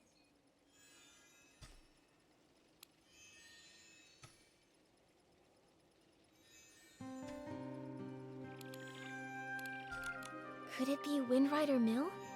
There's a bathing area there, so it should have plenty of different detergent scents. Also, a lot of PCs have lived there for a long time. Oh, that makes sense! But Windrider Mill is so bright and open. Where would there be a hidden spot? I have a feeling it might be somewhere else. Good point. Oh, it's Ripple Estate! They're about to host the Ripple Estate soiree, so it'll be really busy and filled with new detergent scents that could mask their own scent traces. Where do PCs gather with lots of hidden spots? It must be... the Ripple Wine Cellar! Exactly. The most dangerous place might actually be the safest. The thief must think the Ripple Wine Cellar is the spot we'd least expect. Wow! Impressive, Detective Nikki! Such a clever thief. Without the bird's help, even if we searched everywhere, we'd probably end up at the estate last and never think to check there. Thank goodness for good timing. I'll head back to the Ripple Wine Cellar to confirm their whereabouts now. But the Ripple Wine Cellar is so complex. If only a few of us are going, are we actually going to be able to catch them? Nikki, should we ask Jenny for help? Momo's right. But Jenny and the others need to focus on keeping order at the Ripple Estate and preventing everyone from panicking. Maybe we can ask Raggy and our leader for help. Right now, they're the only ones who know the truth about Julie faking her death. Maybe they'll lend us a hand. Great. They're both very skilled.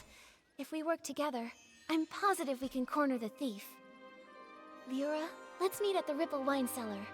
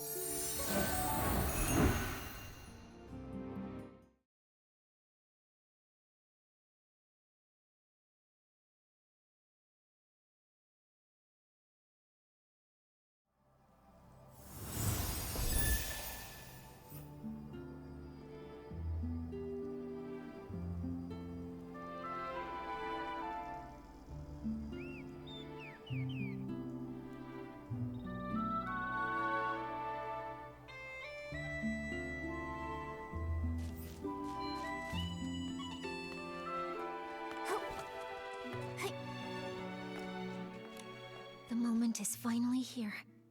Don't worry, Leora. Gordon just reinforced my buttons for me, so I'm feeling super strong. With one punch, I'll make that thief's seams burst wide open! How's everyone doing? Have all the staff inside of the Ripple wine cellar been evacuated to safety? Yes, it's already been cleared out. They said they saw a PC escape through the side door of the Ripple wine cellar. The layout of that production track is very complex, so we must be extra careful. No time to waste. Leave the pursuit of the Threadstar remnants to me. Nikki, I'm coming with you. You shouldn't face Threadstar's evil alone. I'm in too! Then I'll stay here and guard. If that brat tries to make a break for it, they'll get a face full of fist!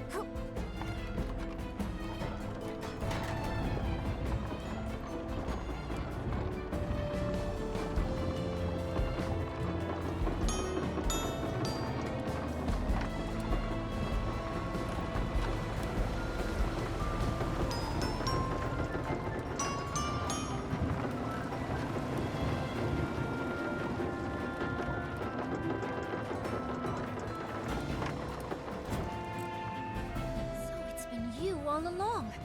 Coolene, this time you won't get away.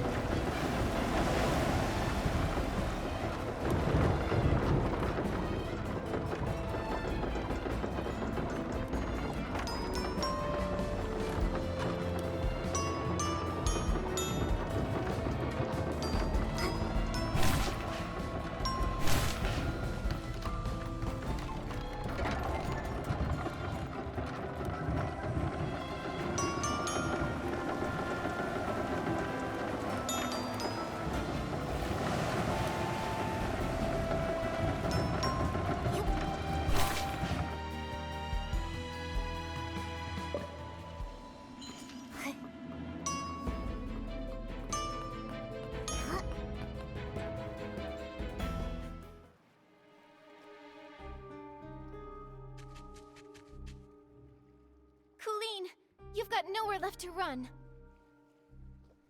Tell us where the fabric is, or do you want to taste my fist again? Finally, we've got you. Your Threadstar goons have been so cruel to the PCs. Now it's time for you to pay. Spill it! How did you poison everyone? And how did you steal the suitcase? The entire time the suitcase had been stolen, you were with Tommy and Pommy. Right! Spill it! How'd you pull it off? Nikki, we've been tricked. Those rascals actually dared to come after us, and they even injured Julie. What? Julie is still alive. No way.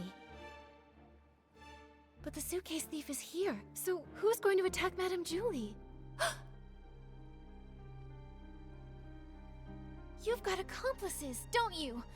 You're not the only Threadstar remnants hiding throughout the Ripple Estate.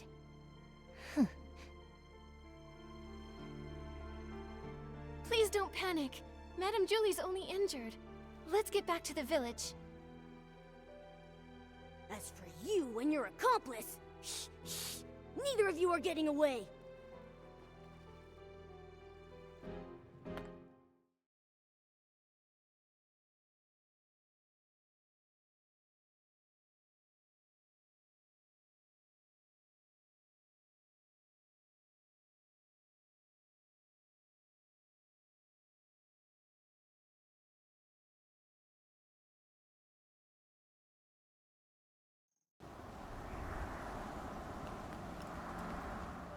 Stitching, stitching, endless stitching. Ugh, if only I'd already perfected the immortal fabric. Immortal fabric? What a crazy idea. I like it, but I don't think I'll be needing it. This little wound won't leave a single stitch mark. Julie! Madame Julie, are you all right? Do not worry, my dear. If you ask where I was hurting the most, I would have to say not being able to use the strongest detergent for a while was truly heartbreaking. You always make it sound so easy. What exactly happened? Who did this? I'd have to say I was pretty lucky, if it weren't for my friend over there. Her again. Madame Julie, are you saying that she attacked you? She saved my life, dear. Earlier, a swarm of S-lings suddenly appeared in the village. Julie said they were after her. She told our leader to protect the others, then drove the S-lings away. Then, there was some sudden commotion that shook the windows open. I quickly floated over and saw Julie injured, with this PC lying beside her. Even I couldn't see exactly what happened. Luckily, she was fast and agile. She suddenly darted out from nowhere and pushed me out of the way. Thank you very much, my dear friend. She actually saved Madame Julie. We never even got the chance to speak with her properly. Who is she really? And what is she trying to do? Gordon, is she badly hurt? Can you fix her? Of course! Thanks to Julie's Floragale cloth, but... Nikki, I think she wants to say something. Chase them! Hello? What do you mean? Who are you chasing? Don't worry, take your time. You're safe here. Leah. Leah? Leora, could it be that she suddenly leapt at you because she sensed Leah's presence? But how would she even know Leah? Could it be? Small flower breathes in rose. The dreaming child with secrets glows. Wind blows soft on the ridge, sending our song falls off the bridge. Leah. She seems calmer now. I'll try playing this lullaby on the violin. Hopefully, she can rest peacefully in the music and dream without any pain.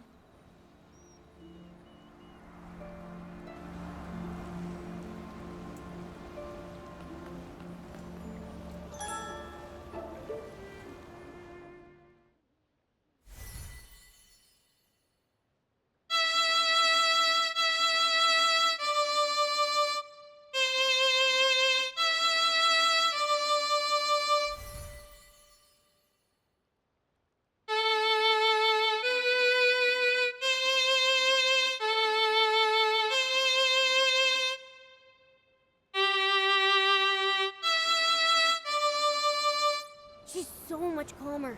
That's wonderful. Nikki, she's sleeping soundly. Gordon can start examining and repairing her now. This is just unbelievable.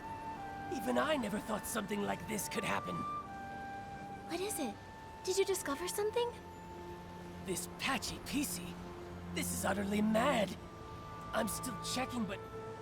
Yes, every single piece of fabric on her body comes from the body of a different PC. That's just like the Thread Star costumes! Leora has a patch from Leah, so she has Leah's memories. With all of those patches, this PC... She must always be dreaming noisy, chaotic dreams, pulled in all directions by countless voices. Sometimes she might suddenly forget who she is, or why she even came here. No wonder she sometimes seems like a completely different PC. The reason she often talks to herself and struggles to connect with others is that her mind is confused and lost. But why would she do this? Or was she made this way by someone else? This is so bizarre. I'm afraid we won't figure it out until she wakes up. And the attack. Only she might have seen the attacker. Speaking of the attack, that pocket watch she's wearing seems broken. It's stuck at 11:18. Could that be the time of the attack? That watch stopped long ago. I took it apart while checking. It's full of dust, and the gears are all stuck together. Then why would she still wear it? Why, indeed. I'll try removing all her patches so there'll be fewer voices inside her. Then you can talk to her original self without all the noise. This will be such an exciting experiment!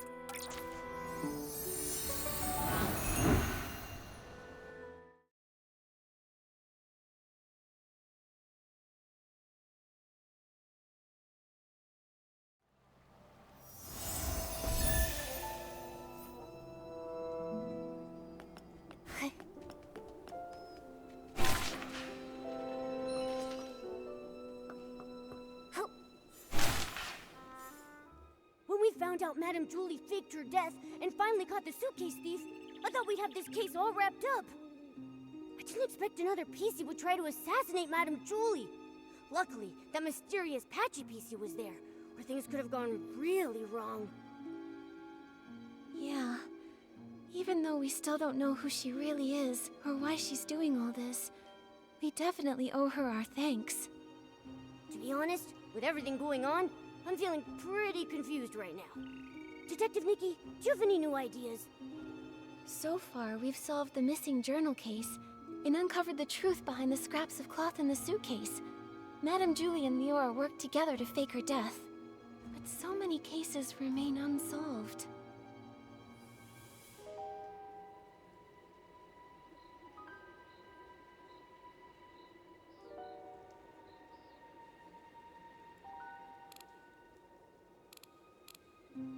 If it weren't for Madame Julie and Leora stepping in, we would have never known that all of this connects back to the Thread Star from hundreds of years ago.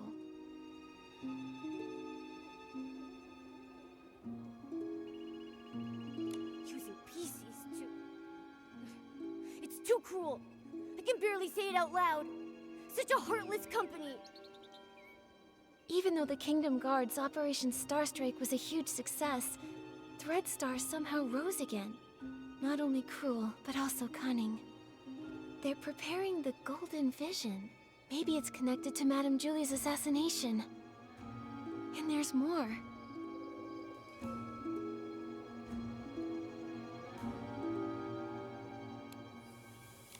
We never managed to catch who poisoned the Dawn's first light detergent. But now the evidence might be pointing to Colleen being the culprit.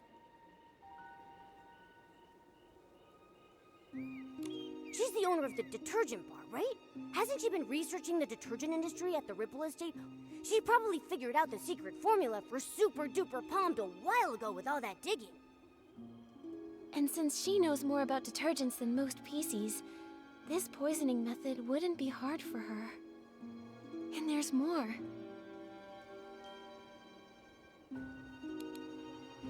We tracked the suitcase and ended up at Colleen, but she didn't actually steal the suitcase. The real thief is probably an accomplice of hers who's still hiding in the shadows. Look at her, with that top hat and bow tie. I thought she was just a cold but decent PC. Turns out she's a major troublemaker. Luckily, with Gordon's reagent and help from Leora and Raggy, we managed to trap her. Otherwise, she would have run off with the suitcase into the abandoned district. Why is she so desperate to move the fabric inside? What's her goal? At least we caught Colleen, found out she's part of Threadstar's remnants, and know she definitely has an accomplice. They're the ones who attacked Madame Julie. She needed help to pull off the suitcase theft. Her alibi back then was just a trick. We underestimated her. Ugh, one PC did the poisoning, the other one stole the suitcase, and they worked together so smoothly. They almost fooled us. Detective Nikki, who do you think stole the suitcase? Based on our findings, Tommy was held up by Colleen, and Benny was unconscious. Neither had time to steal it.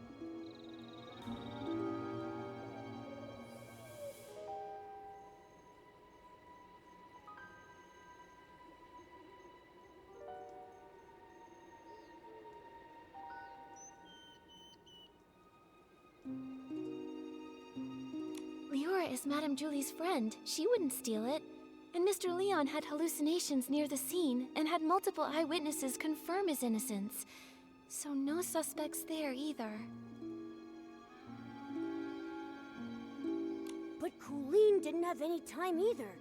That only leaves the Patchy PC, right? But she was the one who saved Madame Julie. I'm a bit confused now. We must have missed some key information. It seems like the Patchy PC's identity and motive might be the key to all this. Let's hope the truth comes out when she finally wakes up.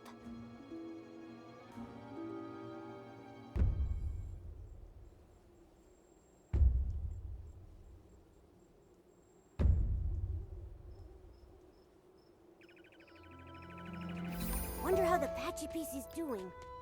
Nikki, let's head to Prosperville to check on her and Madame Julie.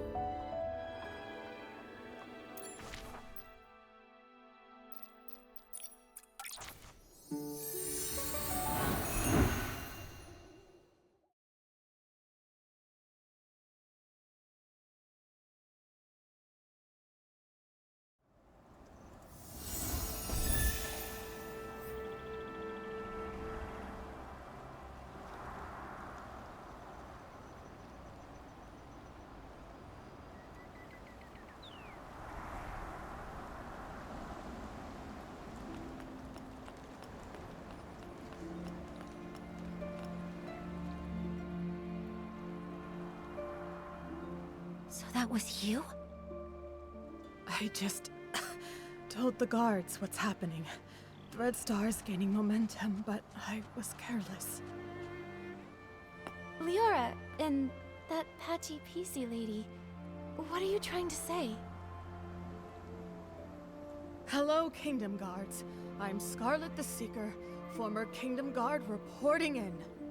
Miss Scarlet was a member of the Kingdom Guards. She's the one who uncovered Threadstar's plot, leading to Operation Starstrike. Also, she's Leah's mother. What? What are you talking about? Let me explain. I discovered Threadstar's conspiracy all because of Leah. Leah was my daughter, a lovely girl. Unfortunately, she was sick and left me too soon. I always kept her little clothes by my bed, pretending she never left. I missed her dearly. Then one day, her clothes disappeared. A tiny PC appeared in their place. She turned to me and called me Mama. I thought this PC was a blessing from the gods, so I called her Leah. I cared for her fabric, we played, and I sang Leah's favorite song, Small flower braids in rows, the dreaming child with secrets glows. Ah, happy days. I always slept with a smile on my face, until she vanished too. Gone without a trace, like she never existed. I looked everywhere, but never found her. So I started investigating all the cases of missing PCs, hoping to find a clue. That's when I noticed Threadstar. The Kingdom Guards took it seriously, and Operation Starstrike succeeded. Threadstar was seemingly gone, but I still wasn't able to find my dear Leah. No matter where I looked, I never saw her again. Later, I left the guards and died alone, still searching for my baby girl. I was then reborn as a PC. This broken pocket watch stopped exactly at the time Leah left. I wear it always. I swore on it. Whether whole or broken, whether it takes a day or 100 years, I will find my Leah. After a while, I began sewing pieces of the victim PCs onto myself, piecing together their memories to find the truth. I've followed those memories ever since. Threadstar kidnapped Leah and turned her into... That's why you were so emotional seeing Leora. You were sensing Leah. Yes, those memories confused my mind, but I will never forget Leah's presence. Leah, my little Leah, I miss you so much. Wind blows soft on the ridge, sending our sorrows off the bridge. Leah knows your voice. I know. I followed Benny here because I suspected that over the decades, he's been helping Threadstar pick kidnapping targets. Wait, so you think Benny is a member of Threadstar? That's why you attacked him? Attack? I did chase him, but I didn't succeed. How come? What a liar. Benny wasn't at the fermentation zone his first day at the estate. I found him there, but that was early on the second morning. Wait, that's the day after the first poisoning case. A whole entire day after Benny claimed he was attacked. His first day hiding in the estate, I couldn't follow him inside. The next day, I followed him to the fermentation zone, trying to catch him. I was distracted by a noise, probably one of his accomplices. He escaped, and I wasn't able to attack him.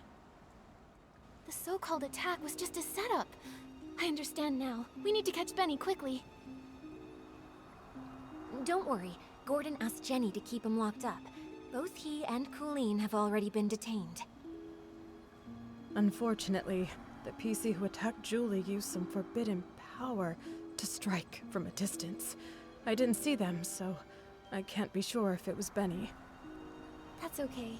You get some rest. I'll take it from here. I'm heading back to Ripple Estate to have a talk with them.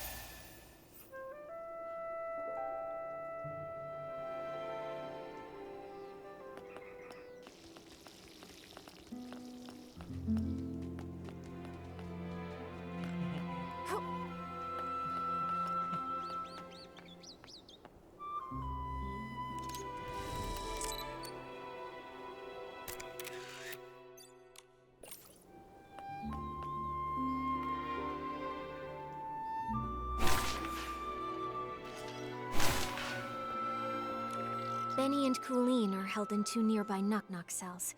It also looks like the others found these shredded fabrics on Colleen, but she won't explain why she stole the suitcase. As for Benny, I have yet to see him. I heard he's insisting on his innocence and begging to leave the abandoned district. Suspecting an old friend must feel awful. Leora, if you ever need to talk, I'll be here for you. It's okay, Miss Nikki. After hearing about Miss Scarlet's investigation, I had some doubts about Benny. After all, if it hadn't been for him, I wouldn't have started renting costumes from Threadstar. Huh? Didn't you start to suspect him when Threadstar got into trouble? Threadstar was popular then, and their custom stage costumes were in high demand.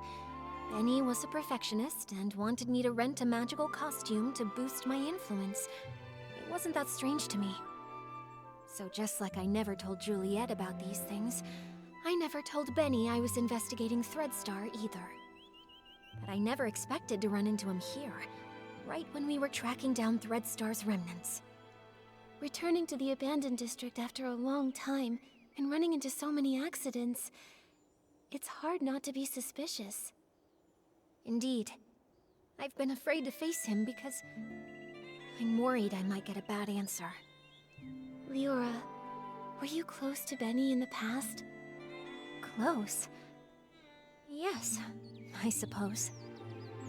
As my agent, even though he was treated differently because of his facial scar, he always did his best to shield me from unwanted gatherings and fought for me to have more opportunities. I appreciated him. Benny said the scar was an old injury. Did he get it back then? No, it was even earlier. He was born from a torn piece of clothing. The owner of the clothing was a struggling actor who had an accident. It happened during a very dangerous performance. Both he and the costume were left with a permanent scar, and his dreams shattered. When I met Benny, he never really spoke about it, but kept washing himself and tidying the house, as if trying to repair every broken piece of his life. The pain from that accident, just like that scar, never faded from Benny's heart. Maybe because of this, he was a perfectionist and very strict with me, demanding I be a perfect star in everything I did. But he also cared for me a lot, like an older brother, ironing out every crease in my costume and making sure to tidy up my messy dressing table. At every performance, he stood backstage, applauded me, and gave me a bouquet of flowers. He wanted the spotlight on me even more than I did, as if the light could also heal his scars. Sorry for rambling. The most important thing to do now is to figure out what they're hiding. I think we can start by questioning him. If what I know about him isn't entirely based on lies, then he's not someone who's good at keeping secrets. All right, leave it to me. Momo, let's go ask Benny some questions.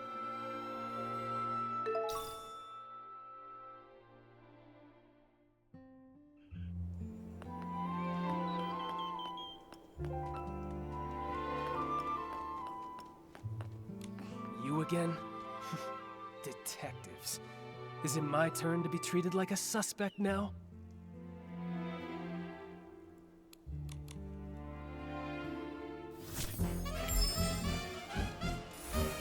This is just a routine inquiry in the investigation, Benny. If you're truly innocent, I recommend that you cooperate fully and answer my questions seriously.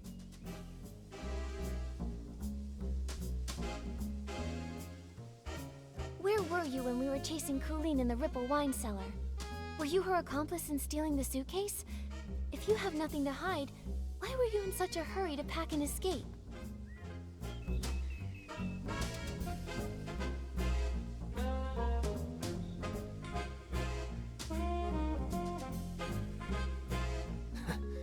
I had no idea you were chasing Colleen. How would I even know where I was at the time? As for stealing the suitcase, wasn't that after I was knocked out? I was hit by that jittery, patchy PC as soon as I arrived. How could I have had time to steal anything?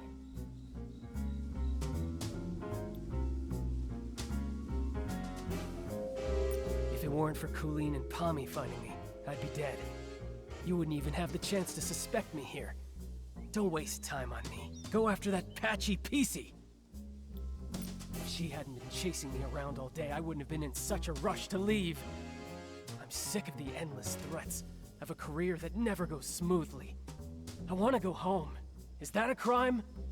If it weren't for As for stealing the suitcase, wasn't that after I was knocked out? I was hit by that jittery, patchy PC as soon as I arrived. How could I have had time to steal anything?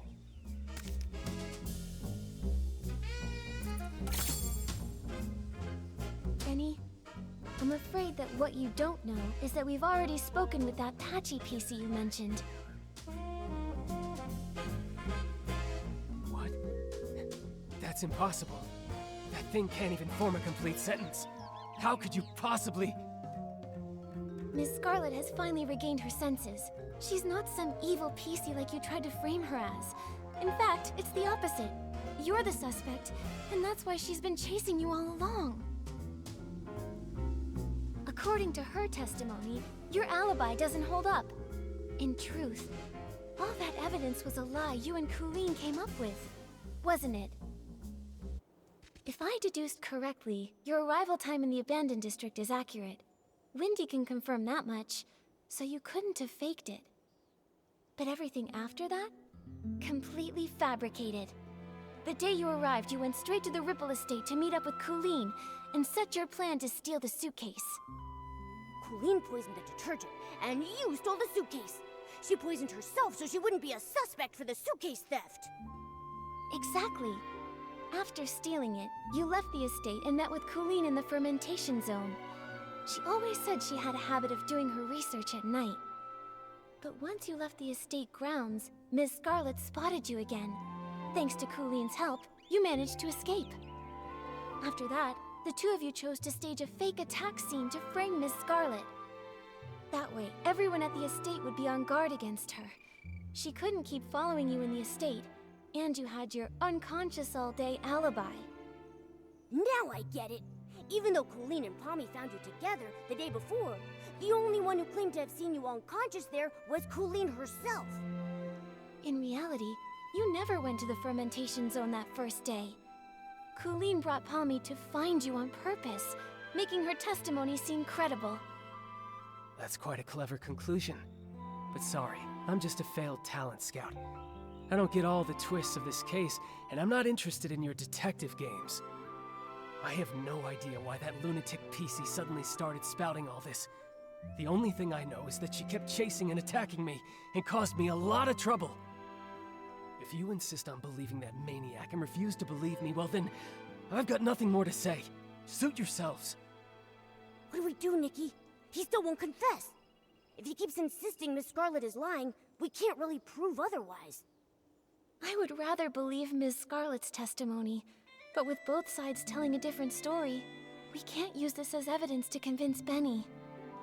Let's talk to Colleen again. If we can prove she gave Benny false testimony, we can completely shatter their lies.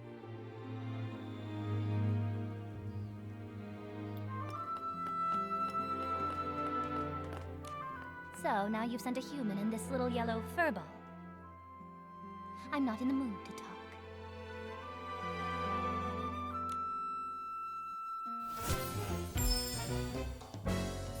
Colleen, refusing to talk won't help. Since you had the guts to steal Madame Julie's suitcase, you should have been prepared for the truth to eventually reveal itself. Since things have progressed this far, you might as well cooperate and tell us your reasoning for stealing the suitcase. You're so gentle with the birds, so why stay loyal to a cruel organization like Threadstar?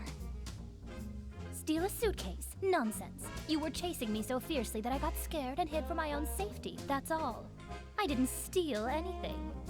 Little birds, Threadstar, I don't know a thing about them. I've heard the name Julie, though. Some kind of sovereign of Sexy? She delayed her trip. What does that have to do with me? Steal a suitcase? Nonsense. You were chasing me so fiercely that I got scared and hid for my own safety. Those scraps were found in your possession. Still going to deny it? Just some cloth scraps. I use them to test detergents. What? Is there a rule against bringing your own scraps to Ripple Estate? If they were really just scraps for testing detergent, why did you keep carrying them while running away? Even when you were cornered, you still wouldn't let them go. I'm a professional detergent bar owner. I have my reasons. Besides, you suddenly chased me. I didn't have time to think about what I was carrying. If you can't prove where these scraps came from, stop wasting my time.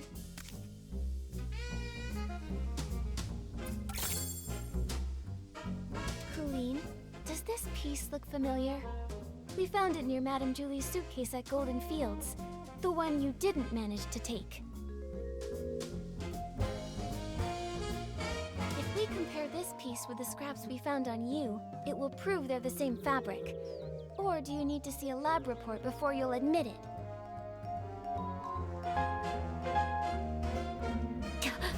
I actually left a piece behind. Looks like you just admitted to being the suitcase thief. Now, one more question.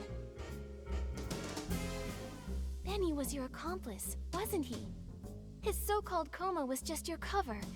He was never attacked at all, was he? And what does it matter if I am the suitcase thief? Give it up. I'll never tell you anything else. As for Benny, I'd never seen him before I came here, and I'd never bother faking evidence for him. That total neat freak.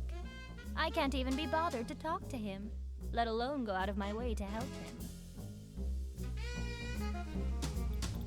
As for Benny, I'd never seen him before I came here, and I'd never bother faking evidence for him.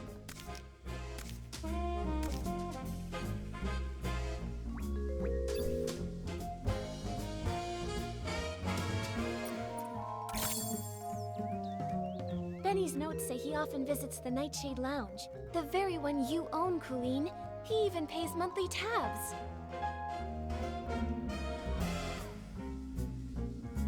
A hands-on bar owner that goes as far as to personally test detergents, and even carries around test fabric scraps just in case. And yet you claim to never have met someone who's obviously a regular customer of theirs. What a liar! That fool! Of all the things, how could he drop this page? Stupid. Utterly stupid. It's over, Colleen. No denying it now. You and Benny were a team, poisoning the Dawn's First Light detergent just to steal that suitcase. Why? What is this golden vision? Why kidnap so many PCs? Why target Madame Julie? Don't you think enough PCs died already? Colleen, it's not too late. Tell us the truth, and we can stop more PCs from being lost. Fine, I do know Benny. But just like you said, it's nothing more than a bar owner and a regular. I'd never risk faking evidence for a customer. And even if he came fairly often, I never liked that man. What a pretentious fool. What do we do, Nikki? This is the most stubborn PC I've ever seen. She's still not telling us anything. If she refuses to talk, we have no way to keep investigating. Momo, we need to find a flaw in her collaboration with Benny. Maybe we can start from here.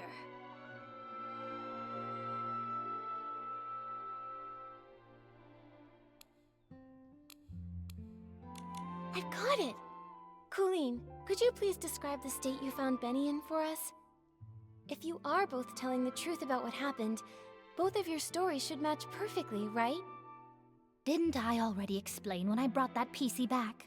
Oh, you know I hate repeating myself. I don't just want the broad story, I need the details. For example, what was the weather like that day? What scent of detergent did the fermentation zone smell like? And what condition was Benny in? Come on, Colleen. Answer these few questions and I won't bother you anymore. Fine.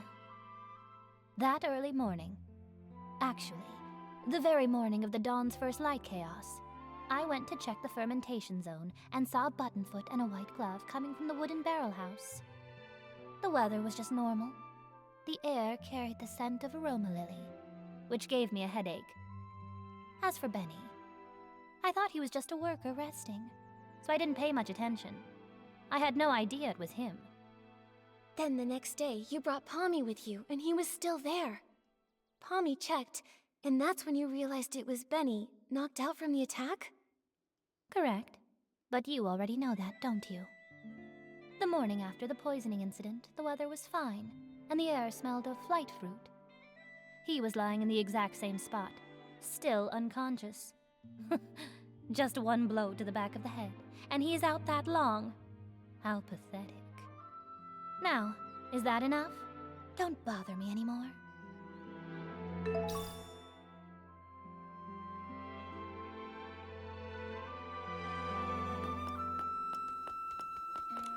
Come on, is this ever going to end? I want to go home, you hear me? Home!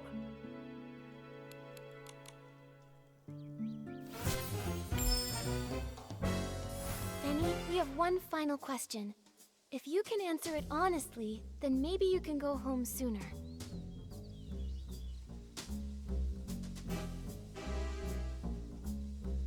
Please describe your experience of being attacked and knocked out, and when Colleen and Pommy found you. What was the weather like that day? What scent of detergent did the fermentation zone smell like? What condition were you in?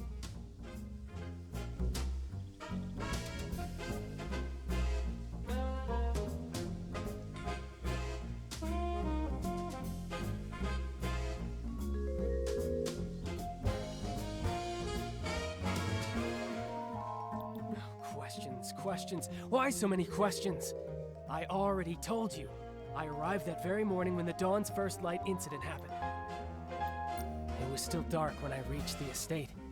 I got lost for a while before I found the fermentation zone, and then ran into that sneaky PC. As for the weather, it was pitch dark. Who knows what the weather was like? The scent? Probably something like wool fruit. I was really tired at the time. I just wanted to ask for directions.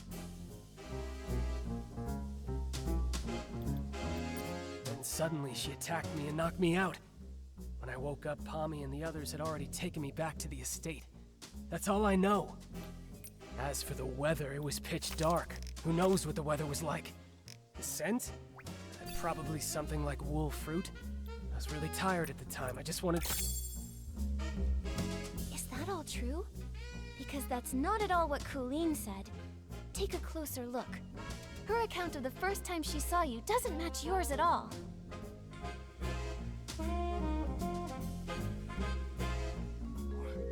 What? It should match. I was just lying there unconscious and... You noticed too, right? She said the fermentation zone smelled of aroma lily, but you said wool fruit. If I didn't know any better, I'd say one of you wasn't there. I just got it wrong. It was a mistake.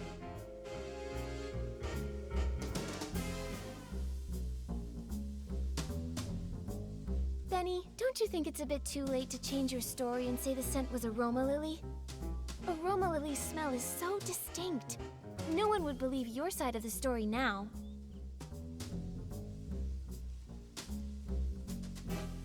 The fermentation zone always starts releasing the scent of that day's ingredients after 3 a.m., but you and Colleen described completely different smells. If you're not lying, then how do you explain that?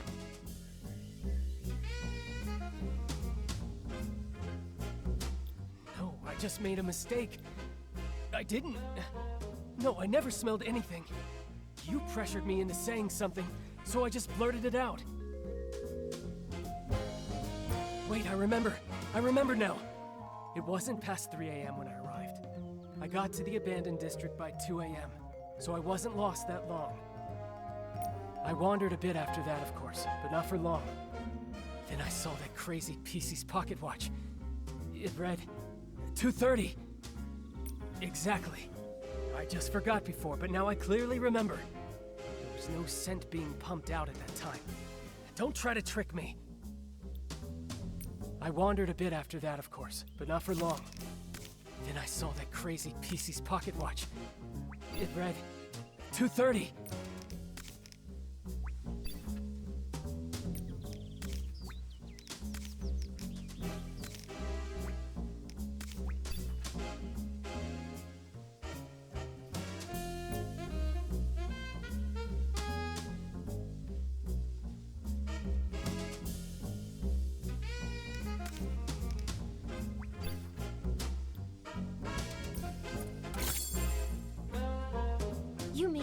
huge mistake, Benny. You keep trying to frame Ms. Scarlet, but you don't know her story, or the spirit and the sheer willpower behind her pursuit. That pocket watch was broken from the start. It's forever stuck at 11:18, the time Miss Scarlet lost her daughter. Broken? Always broken?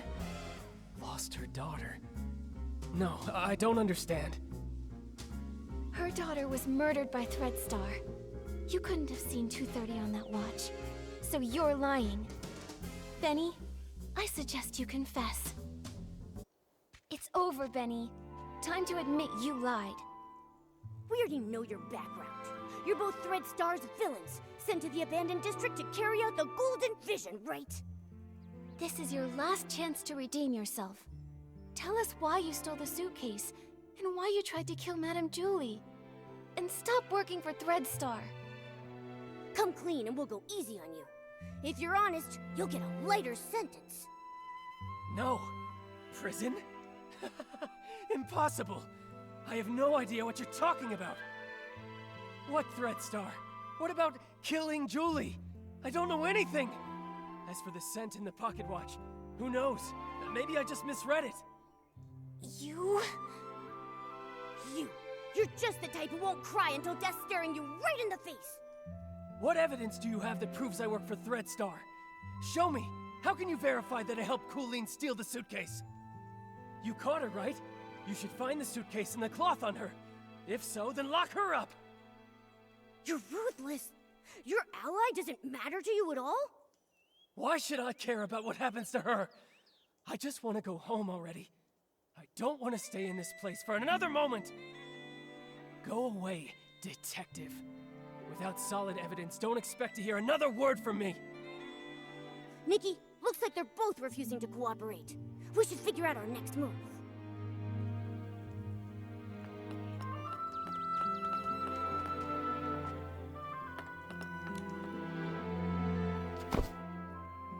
Phew. These two are hard to deal with. They're starting to crack, but they still won't confess. Don't lose hope, Momo. At least we know they're partners now. Benny's so-called attack probably aligns with my theory. It's just a story they made up. Threadstar must have sent a few members to the abandoned district to carry out the Golden Vision. But what exactly is the Golden Vision? And why would they want to hurt Madame Julie so badly? What should we do now, Detective Nikki? Their lips are totally zipped. Not even a hint. How are we supposed to piece the story together when we have no clues at all? Hold on. Like I've said before, no matter how perfect a crime seems, if you look closely enough, cracks will always show. Bad seeds only grow bad fruit. I doubt that we're going to get any more information from Colleen. She would rather confess to stealing the suitcase and accept being punished than tell us what really happened. Oh, Colleen is a pretty tough cookie, you know that? I mean, even if I pulled out my razor-sharp claws, I don't think she would be fazed in the slightest. She's just that tough. But there might still be a chance with Benny. He's desperately denying it, and he insists there isn't any evidence. But if we find solid proof, we might crack him. Unfortunately, the assassination attempt on Madame Julie has no witnesses, and it's hard to find clues from the Esslings. That route probably won't work. Should we start with the missing suitcase case? Yeah. If we can prove that Benny stole the suitcase during all of the detergent poisoning chaos, he won't be able to deny it. And if we can prove Benny's a member of Threadstar, identifying his motive, he probably won't have much of an argument. Makes sense. Detective Nikki, where do you think would be the very best place to start looking for evidence? Your trusty assistant Momo is here and ready to go whenever you need me. Just point me in the right direction and I'll get on it right away. Whether it's Threadstar or Benny, the PCs in the abandoned district might not be familiar with them. We'll probably find clues asking guests from Sichia. How about we start by talking to... Leora. Since Benny was once Cersei's agent, she must know Benny's past better than nearly anyone else around. All right, let's get going. With Nikki on the case, we've got this. Hey.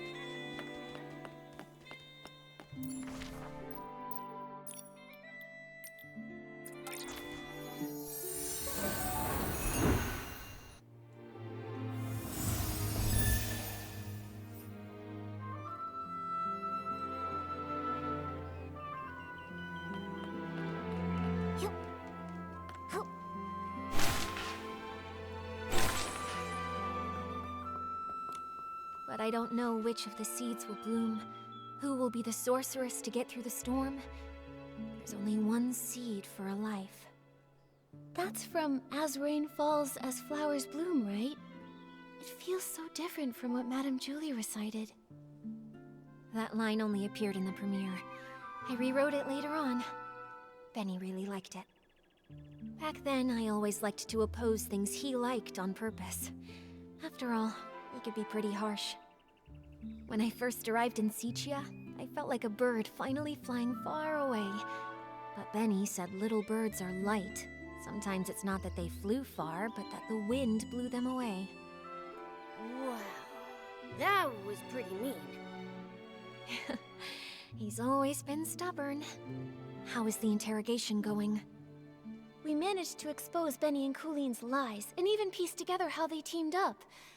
It's too bad. Without concrete evidence, they just keep denying everything.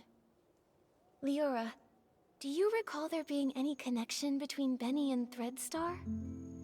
Back then, I was so focused on researching performance costumes that I distanced myself from almost everyone. After becoming a PC, I never saw him again. However, back when Mr. Leon was still human, he often rented costumes from him. I even saw the two of them discussing the details backstage before my last performance. And Mr. Leon has always lived in Sicia. As a victim, he must remember the news when Threadstar was taken down. Makes sense. Knowing him, he'd definitely jump at the chance to be interviewed and go on and on about how he was the victim. Thank you, Leora. Sorry to trouble you with these questions. It's okay. I've asked myself over and over, if Benny is a criminal, I won't let him off. Otherwise, how could I face the strict lessons he taught me? When I was helping prepare for the Ripple Estate soiree stage, I heard that Mr. Leon was planning to rehearse near Beryl Grove today. You might see him over there. Nikki, what should we do next?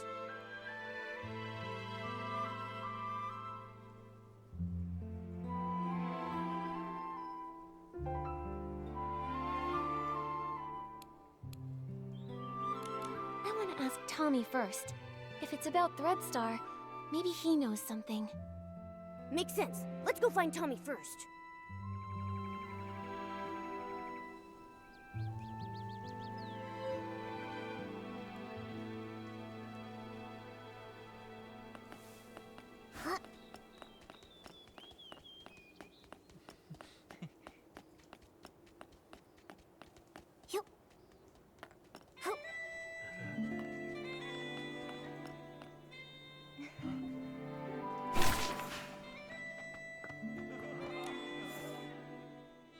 Oh, this world is even sadder than the drapes at the Backwater Theater.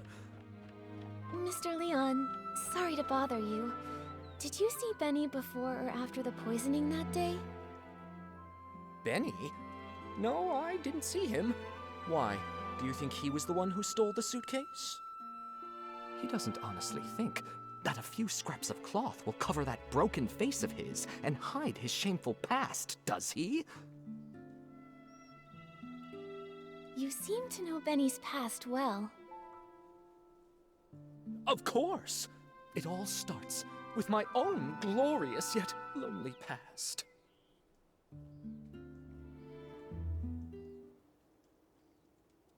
A boy more fragile than an unfinished script. When he arrived in Sicia, His dreams were even bigger than the city. Even though he had already become a piece of living art, that era of foolishness trailed behind his shadow. On snowy nights, his monologues put the basement's hairband slugs to sleep. The applause that should have followed, lost along their way. Until one day, a kind gentleman gave him a gift powerful enough to shake the world, whispering, "Wear it, wear it." He knew everything has a price. Nightmares, pain, reminding him of their existence.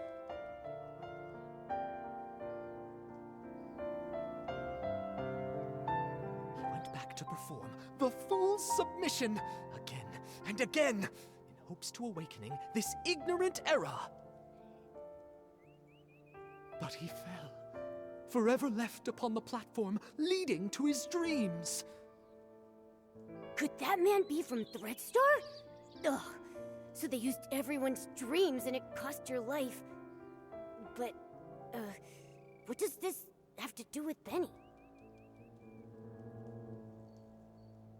Dear audience, don't be like those who know nothing of art, ready to tear away fate's every secret. Intermission time! Shall we have a little preview of Act 2? Look at you, such furious faces. Surely you've seen through the gods' twisted little trick. Such pitiful jealousy, too afraid to let the true starlight fall upon me.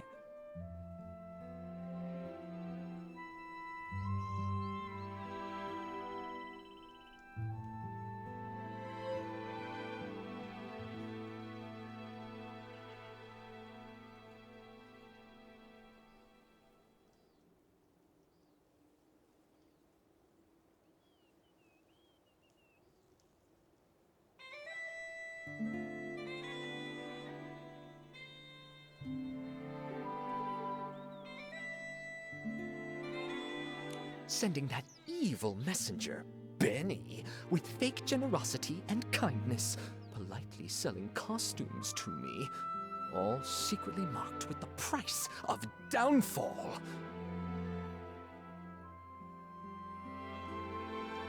I mean, Benny was Cersei's only agent. I never suspected that he could possibly be one of the culprits behind selling all those stage costumes. This is truly shocking. And now it's clear. He really is connected to Threadstar. This is exactly the evidence we're looking for. Mr. Leon, thank you for your help. I never expected that you too were hurt by Threadstar, and never got to perform your solo show. It's fine, it's fine. Every step on stage I make now is rehearsal, all in preparation for the full submission. Just wait and see. The boy who fell on the platform will be back, carrying all the scripts rejected to expose this fake world. Nikki, can we finally take down Benny now? Let's expose Threadstar's whole scheme and reveal the truth behind everything they've been hiding. This suggests a link between Benny and Threadstar, but we'll still need solid proof that he's the one who stole the suitcase if we want to expose his secrets. But no one suspected Benny when we investigated the suitcase theft case before. Where do you think we should start digging from here? Ha! Miss Nikki. There were plenty of audience members obediently seated under the stage that day. Why not go ask them? You mean... Oh, right! We questioned Squeaky and Belford, but we got caught up with running around. We haven't even interviewed Leora yet. Maybe she'll link Benny to stealing the suitcase. Then what are we waiting for? Come on, let's find Leora and ask her.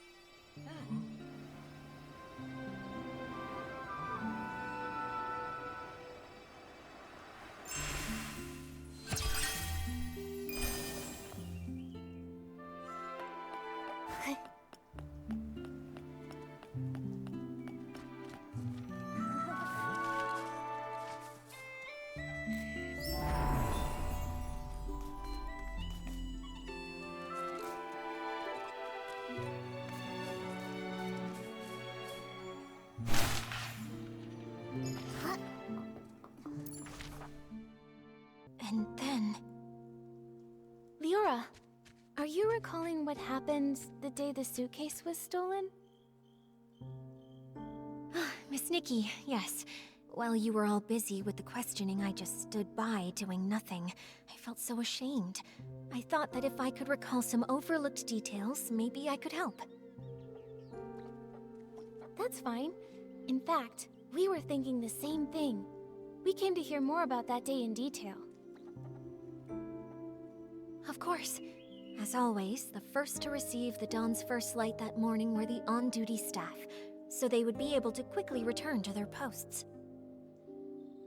After I applied it and was about to head back, I noticed some staff were already showing symptoms. I had a bad feeling, so I ran here, hoping to meet Gordon. When I arrived, I saw Squeaky pressing juice there. She's usually really energetic, but at that moment she seemed unusually agitated. If you say so, it really sounds like she must have already been hallucinating back then. She was talking about flying fruits, runaway bags, all sorts of impossible things. At the same time, I saw Belford approaching. He carried a bunch of detergents, but was already unsteady. It sounds like Belford was about to hallucinate too. I wanted to help him, but I quickly started to feel dizzy myself, stumbling and bumping into him. Lots of detergent spilled. The smell was strong. Oh, this must be the fragrant fireworks Belford told us about. What then? Then I started hallucinating too. I can only remember some fragments. A yellow bullcat with 2 blue-purple horns, wearing a blue-purple jewel on his neck. Well, I thought the bullcat might charge. While dodging it, I bumped into a sack, and I think I may have cracked it. Do you think that Bullcat could be Belford? I remember his yellow hat having 2 blue-purple patterns. Just a thought. That's a possibility. Then suddenly I heard a loud shout ring out. You'd rather have perfect wheat fields than accept the Barasant I bring! Something like that. That has to be Mr. Leon. I think your version of this line is better than his original. That was him. I was startled then. I saw the bullcat run away, felt danger was coming, and left quickly.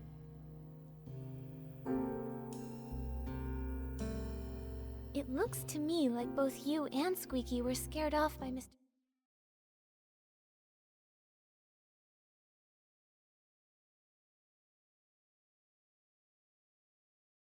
To me, like both you and Squeaky were scared off by Mr. Leon's shout. When I came to my senses, I was at a remote water spot, soaked through, and there was no one nearby. So that's what happened. We met the other witnesses Leora mentioned to us, but I can't shake the feeling that something is off. There should have been one more PC there. The thief. They couldn't have disappeared without a trace. But what exactly feels wrong? Don't rush things, Miss Nikki. Maybe we can simulate an interrogation. Treat me like a suspect. Find any inconsistencies in my story. Maybe the truth is hiding in plain sight. Great idea. We should get started.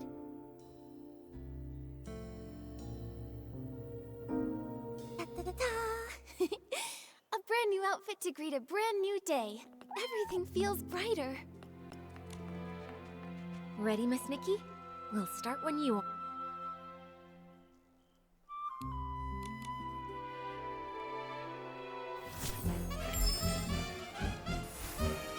Leora, could you please describe again what happened nearby that day? Especially the part where you saw Squeaky and Belford. Not a problem. When I arrived here, Squeaky seemed already caught up in hallucinations, pressing juice with wild agitation. Belford was on the other side, transporting detergent but already unstable. I tried to help, but felt dizzy and accidentally bumped into him, spilling the detergent. After that, I fully slipped into hallucinations and fought with an imaginary bulkhead. Well, I think that was a mistaken vision of Belford. Later, I was startled by Mr. Leon's passionate performance. With Belford pacing around nervously, we both left the place. Belford was on the other side, transporting detergent but already unstable. Got it. Leora testified that she bumped into Belford and accidentally spilled detergent all over the place. Since both of the hallucinating PCs left after that happened, there's no way they could have neatly arranged the detergents found in the corner. But last time we investigated here, we saw lots of organized detergent bottles near where they bumped into each other.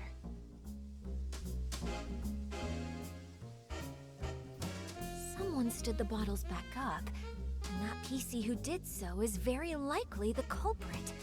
Miss Nikki, please let me examine these bottles.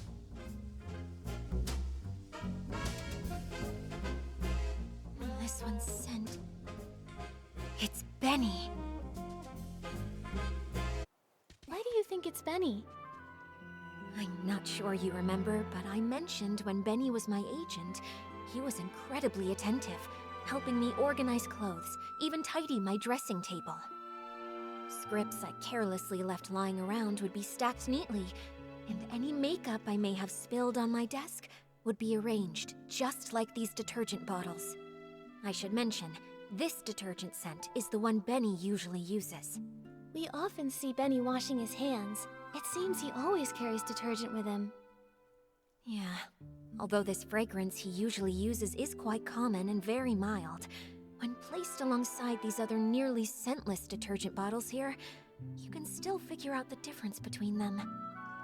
Moreover, only this bottle has been slightly used, and the bottle's cap has an extra seal ring inside of it.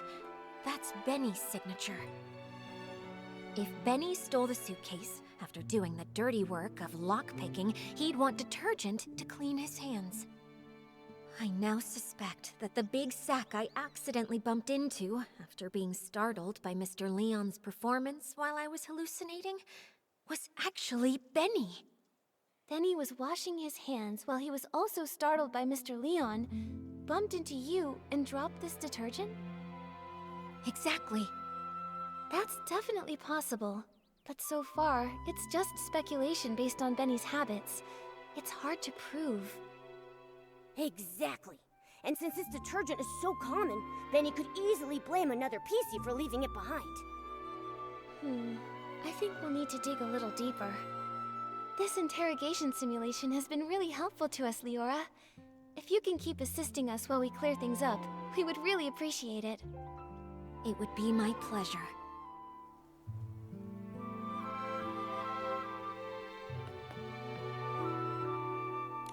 Ready, Miss Nikki? We'll start when you are.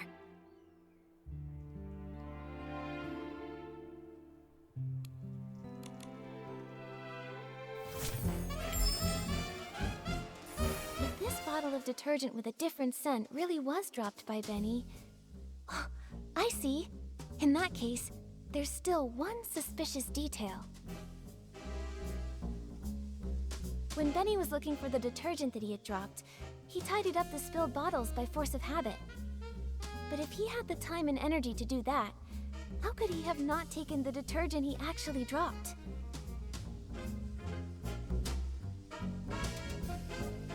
Indeed. In his case, not having detergent is probably as bad as not wearing clothes.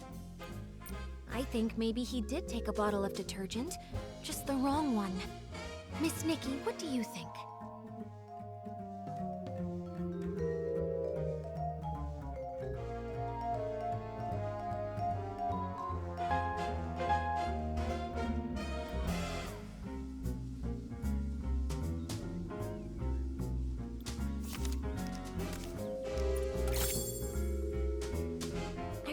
Belford mentioned that the only detergent he's been transporting recently is the super duper palmed detergent. It doesn't smell like anything, and matches the characteristics of these detergents. I I see. Since the bottles all look alike, and the scent difference is minimal, it doesn't surprise me that he grabbed the wrong detergent in a hurry. Even if Benny did grab the super duper palmed detergent by mistake, he probably realized it a long time ago. If he's already thrown away that bottle, we can't investigate further. Maybe we can find supporting evidence from other testimonies. Have other witnesses seen anyone with a distinctive appearance in their hallucinations? Like how I saw a sack with a big tear.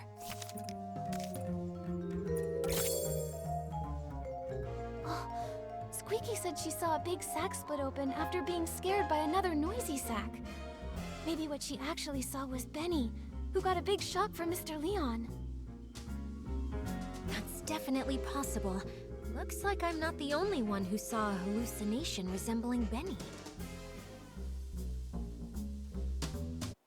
So the truth has been right in front of us all along.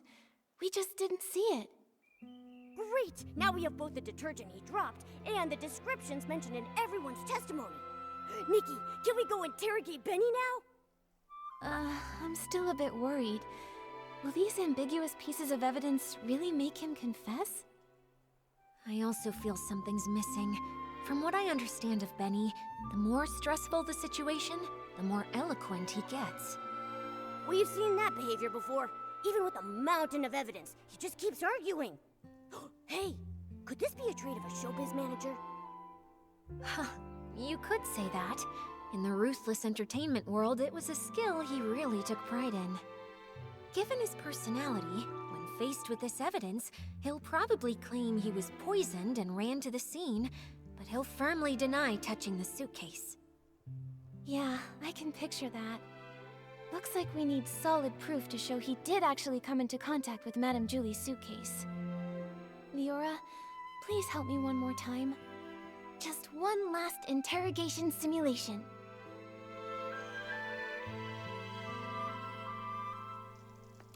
Ready, Miss Nikki?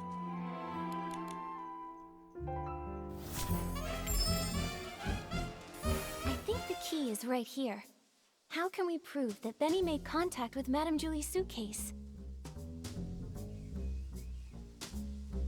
To prove that, we need to find marks on the suitcase that only he could have left. Benny definitely washed his hands with the super-duper pumped detergent he grabbed by mistake, but this detergent doesn't have any distinctive scent. Besides the scent, what kind of flaw could super-duper palmed possibly cause? Keep it up, Detective Nikki. We're just one step away from the truth. I can feel it. To prove that, we need to find marks on the suitcase that only he could have left. Madame Julie's suitcase is covered in dirt and scuff marks. If Madame Julie saw it, she'd be upset for sure. But she carefully picked the fabric for this suitcase. It shouldn't be this fragile. Dirt or wear and tear. These might be the crucial clues to cracking the case. Benny definitely washed his hands with the super-duper pumped detergent he grabbed by mistake, but this detergent doesn't have any distinctive scent. Besides the scent, what kind of flaw could super-duper palmed possibly cause? Unfortunately, this doesn't prove Benny touched Madame Julie's suitcase. Besides the scent, what kind of flaw could super-duper palmed possibly cause?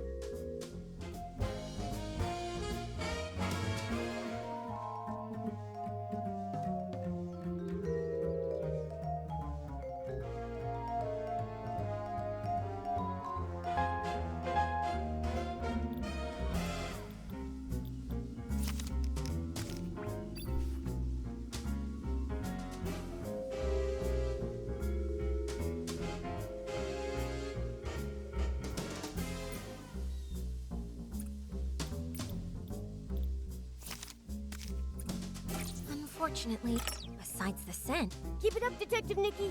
We're just one step away. dirt or wear and tear. These might be the crucial clues to crack. Benny definitely washed his hands with the super-duper pumped detergent he grabbed by mistake. But this... Unfortunately, Benny definitely washed his hands with the super-duper pumped detergent he grabbed by mistake. But this detergent doesn't have any distinctive scent. Besides the scent, what kind of flaw could super-duper palmed possibly cause?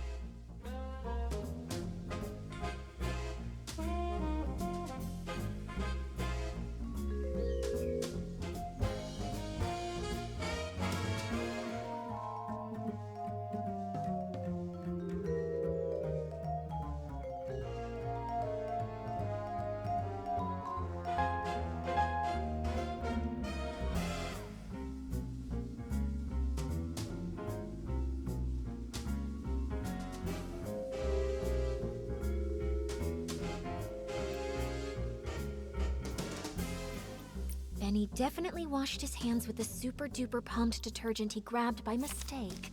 But unfortunately, Benny definitely washed his hands with the super-duper pumped detergent he grabbed by mistake. But this detergent doesn't have any distinctive scent. Unfortunately, that...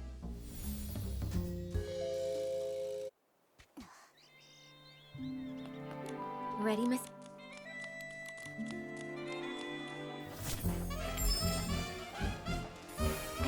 Key is right. To prove that, we need to find marks on the suitcase that only he could have left. Madame Julie's suitcase is covered in dirt and... If Madame Julie saw it, she'd be upset for sure. But she carefully picked the fabric for this suitcase. It shouldn't be this fragile.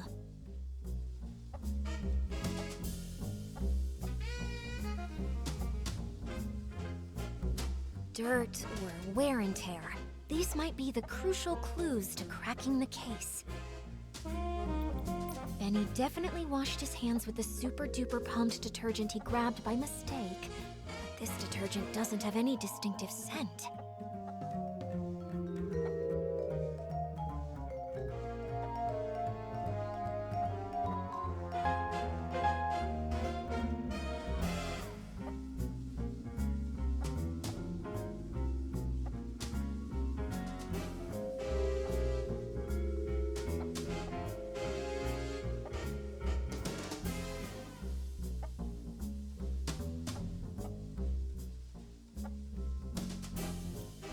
Besides the scent, what kind of flaw could super-duper palmed possibly cause?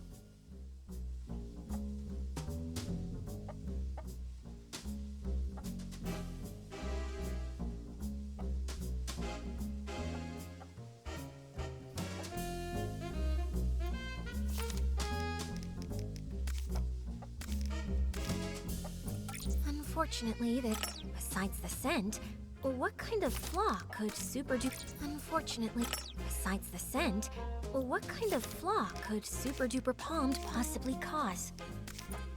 Unfortunately, besides the scent, what kind of... Unfortunately, besides the scent, what kind of flaw could super-duper palmed possibly cause? Alan once told us that super-duper palmed can amplify the effects of other types of detergent. So powerful that the estate won't even sell it to any outsiders. That's especially true when it's combined with One Breath Bliss and One Wash Fresh detergents. So that's it. Madame Julie's suitcase has always been maintained with One Wash Fresh, and that detergent is deeply soaked into the fabric. That's why Gordon could make a special tracking reagent to help us find the suitcase. But when One Wash Fresh is mixed with Super Duper Palmed, it becomes a detergent with cleaning power that's too strong.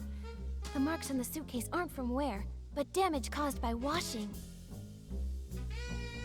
Oh, during the theft, the suitcase was covered in dirt, and Benny washed it with the detergent he had on hand, but the two detergents combined, damaging the fabric.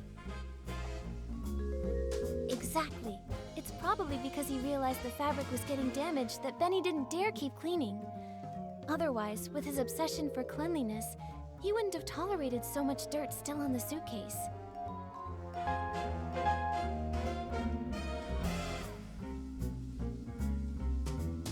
Leora, could you help think this through? With this evidence, is there any way he could still deny it? Considering Super Duper Palmed is not officially sold outside the estate, this evidence is quite conclusive. If he were desperate enough to fight back, maybe he would try to claim the marks were there before the theft? The suitcase did travel with Madame Julie to Sichia and was used in faking her death, so it's possible it was damaged earlier. Other than that, I can't think of any loopholes. If he were desperate enough to fight back, maybe... This is it! This is the photo Palmy took when the choo-choo train delivered Madame Julie's suitcase. Look! The suitcase looks perfect here! Those obvious wear marks must have appeared after this photo was taken. Miss Nikki! No, Detective Nikki. You did it!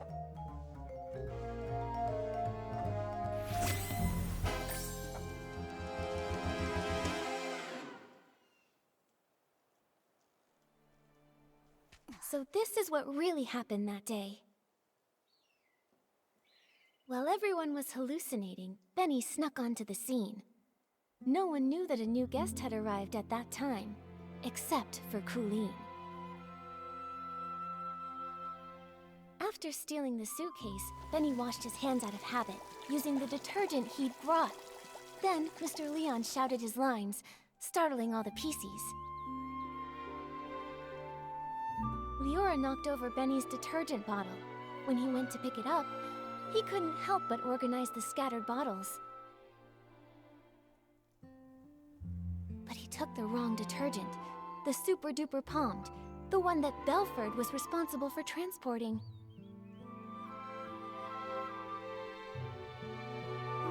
Benny left with the wrong detergent and the suitcase. The estate was chaotic during those few days, so no one saw the detergent bottles lined up in the corner. Later, because the suitcase was so dirty, he tried cleaning it, but didn't expect the reaction between Super Duper Palmed and One Wash Fresh already soaked into the fabric would wear the material down. Bad seeds only grow bad fruit. Eventually, he left behind a flaw. Why did he choose this path? He cares deeply about his wounds, yet he joined Threadstar, tearing apart his own kind. Leora, we still don't know how deeply Benny's involved. Let's talk to him first, before we make a call. Yeah. Although he definitely helped steal the suitcase, we haven't found any other clear sign of wrongdoing. The ledger isn't his, and the Golden Vision notes aren't with him either. He already served a century in prison and got hit by his own accomplice. Before we jump to conclusions and decide whether he's truly a bad PC or not, we need to gather all the facts, piece everything together, and see the full story for ourselves. Prison? I guess I didn't know everything about him. Actually... It's fine, Mr. Momo. Thanks for helping uncover the truth. If Benny really is a key member of Threadstar and tried to harm Madame Julie, I'll personally bring him to justice. Even if he's got his reasons, or if he introduced Threadstar to me, even without meaning to, I want to hear it from him directly. Right. Before we find Benny, let's take this suitcase to Alan's for an inspection. With a professional detergent expert's report proving that 2 detergents made these marks, our interrogation will be stronger. All right, let's go. With Nikki and Momo on the case, and Leora helping out too, there's no way we can fail. We're definitely going to catch him.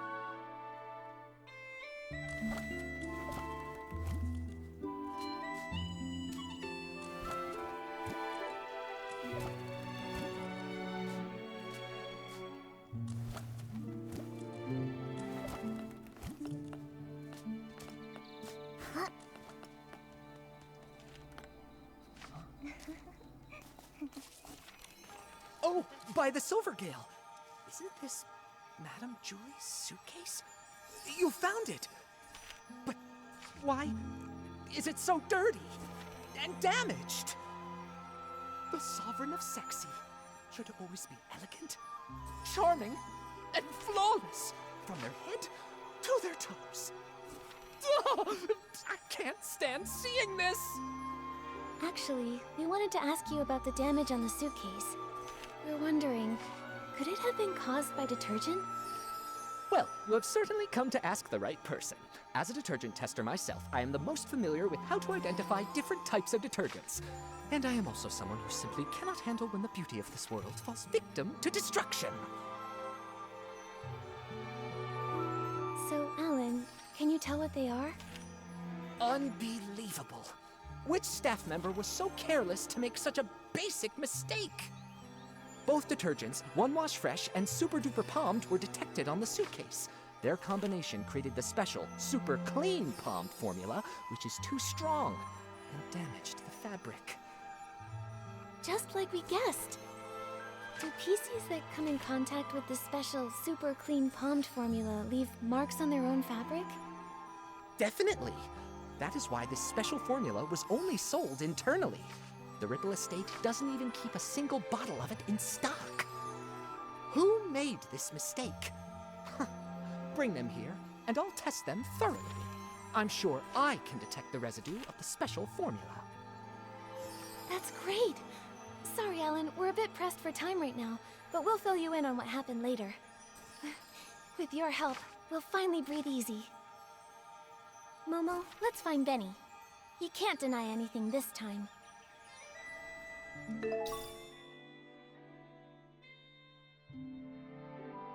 The wind is picking up. Momo, be careful. Don't blow away. It's just a light breeze. I'm not worried at all.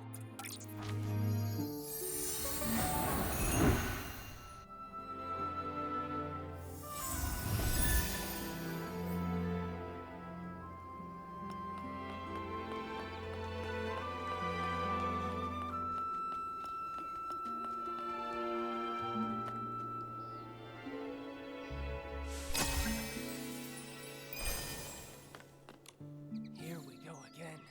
What?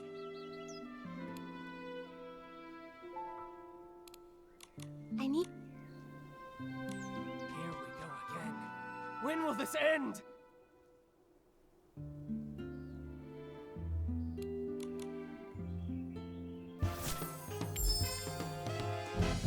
Benny, we've brought solid evidence this time.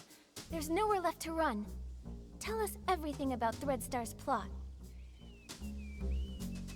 No way. You're just trying to trick me. You really think I'd believe you? How many times do I have to repeat myself? I've got nothing to do with Threadstar!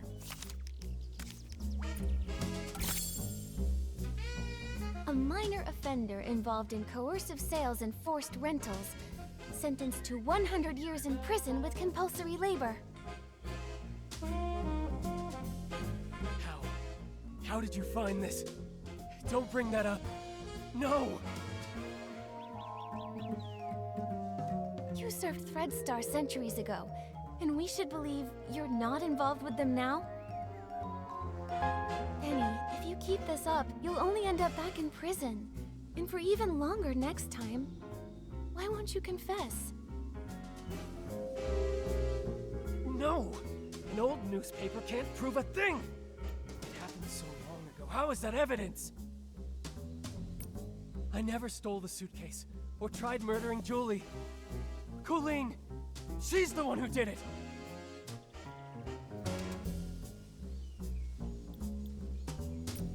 Centuries ago, I had no idea that Threadstar's costumes were even made like that. I have nothing to do with them! I never stole the suitcase or tried murdering Julie.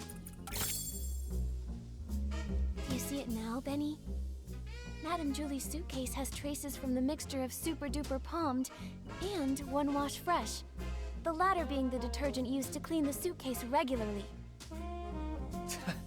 So what?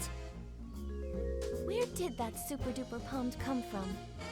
The only explanation is if someone left their own detergent behind and took the transport shipment. And I think the culprit is you.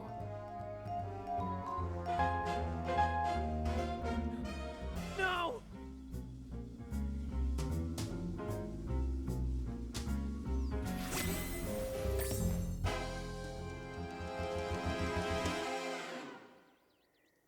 Actually, we've got another crucial piece of evidence. If a professional investigator examines you, they'll tell whether you're truly as clean as you claim. Maybe you ended up just as over-clean as the suitcase, after coming into contact with the same mix of super-duper palmed and one-wash fresh. Enough! Enough! Stop talking about things I already know! I know I damaged the suitcase. I know I hurt the PCs. I know I'm an accomplice, but I've already tried to break away. Why can you just not let me go?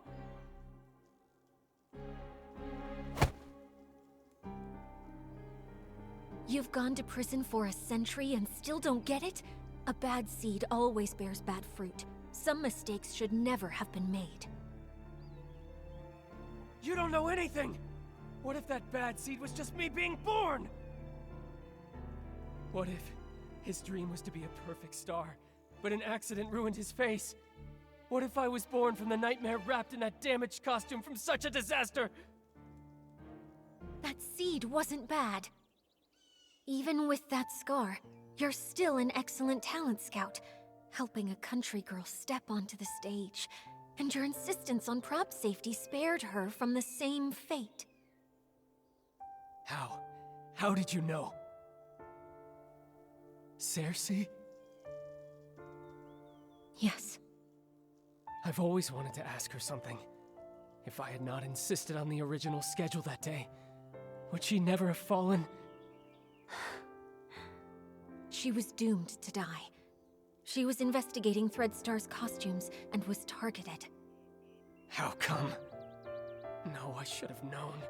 I rented those costumes. I just didn't dare to think about it. After I got out, I was a ragged scrap with a 100-year sentence, shunned by everyone. Only Threadstar gave me a chance to keep creating perfect stars. So I told myself it was okay, that I was just a fringe PC on the sidelines.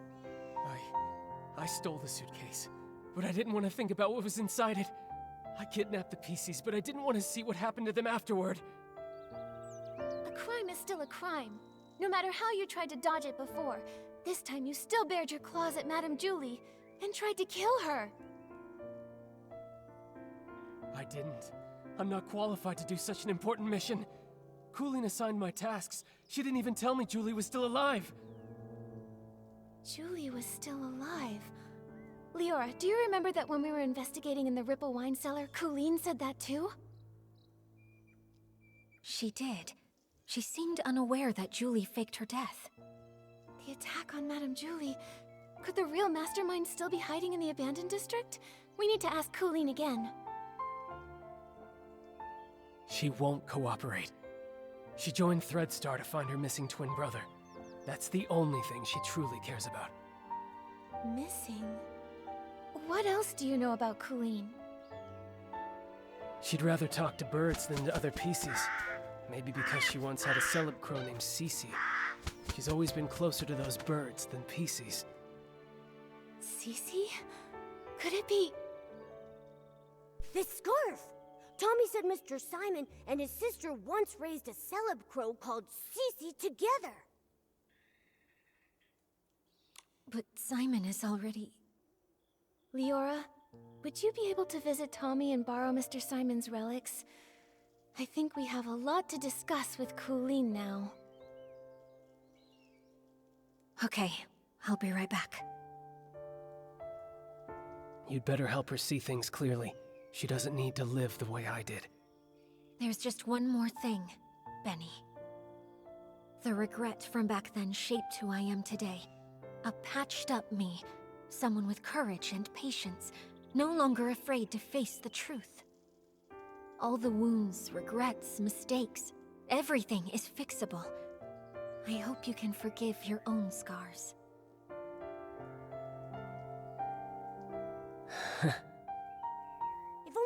Leora had told Benny this sooner. Benny's done so many bad things, no one's going to forgive him. Maybe what Leora meant was that having regrets and flaws doesn't mean that life has to end. It's never too late to start mending, you know? Still, the worst of it is Threadstar. This time, we have to put an end to their crimes for good.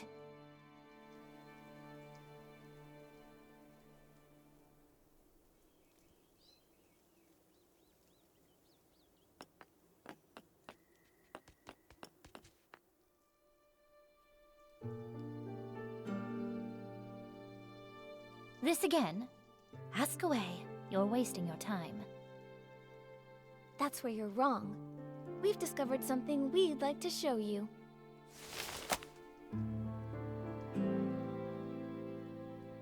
Tommy informed us this scarf belonged to a late senior columnist. He was on his way home, planning to give this scarf with its subtle bird embroidery to his sister. Because they once raised a celeb named Cece. Where is he? What do you mean by late senior columnist? I'm sorry, Colleen. What Tommy encountered was a PC that had been born from that person's clothing. His name is Simon. We were able to locate his whereabouts within your ledger.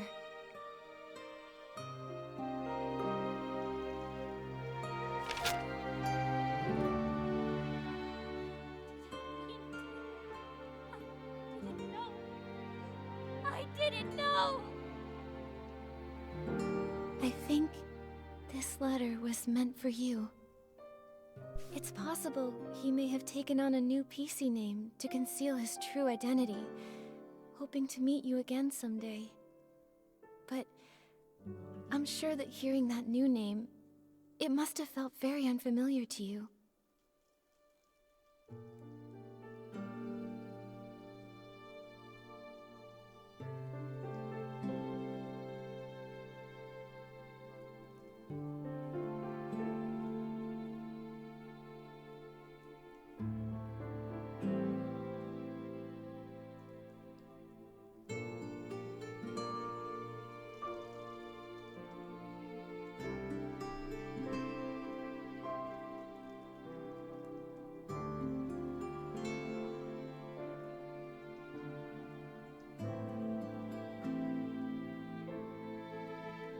I've been waiting for him to come home.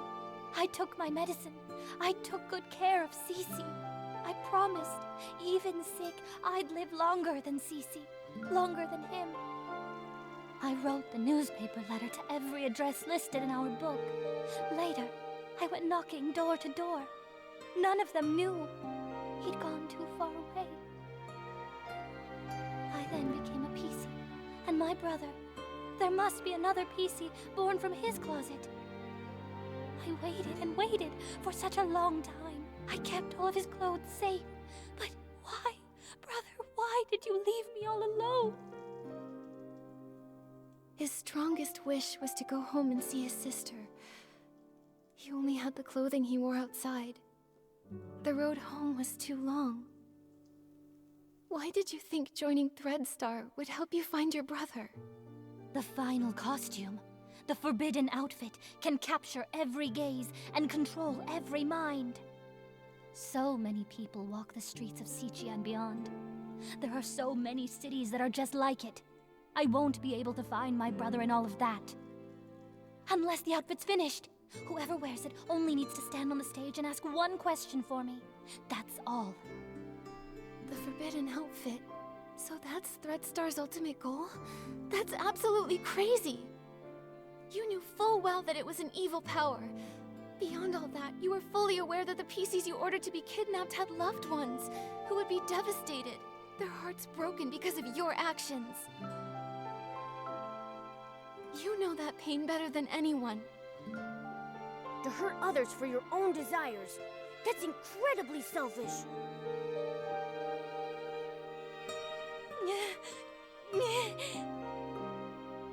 Enough of this, Colleen. Don't you ever commit these evil acts again. I'm sorry.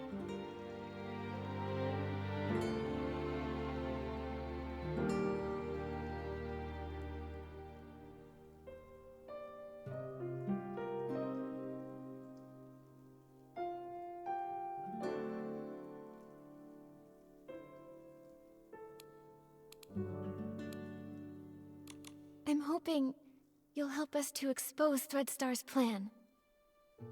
The Forbidden Outfit is almost complete. Julie is a natural star, and the Golden Vision is aimed at using her as the final material. But I don't know who attempted to assassinate her, whether she actually died, or what the fabric I took was about. All I know is I was simply following orders to complete the mission. So, you're telling us there's a hidden boss giving you orders? We've been tracking the culprit all along, yet they somehow saw through Madame Julie's fake death and responded right away. They couldn't have reacted so fast without being at the scene. This matches the plan between Madame Julie and Leora. Right here, in the abandoned district, lies the true mastermind behind all of Threadstar's evil plans. The problem is, we still can't figure out who they are. No matter how many accomplices they have, we'll catch them all! Right. Madame Julie got hurt, so she's probably still resting now. When it's daytime, we should talk to Madame Julie.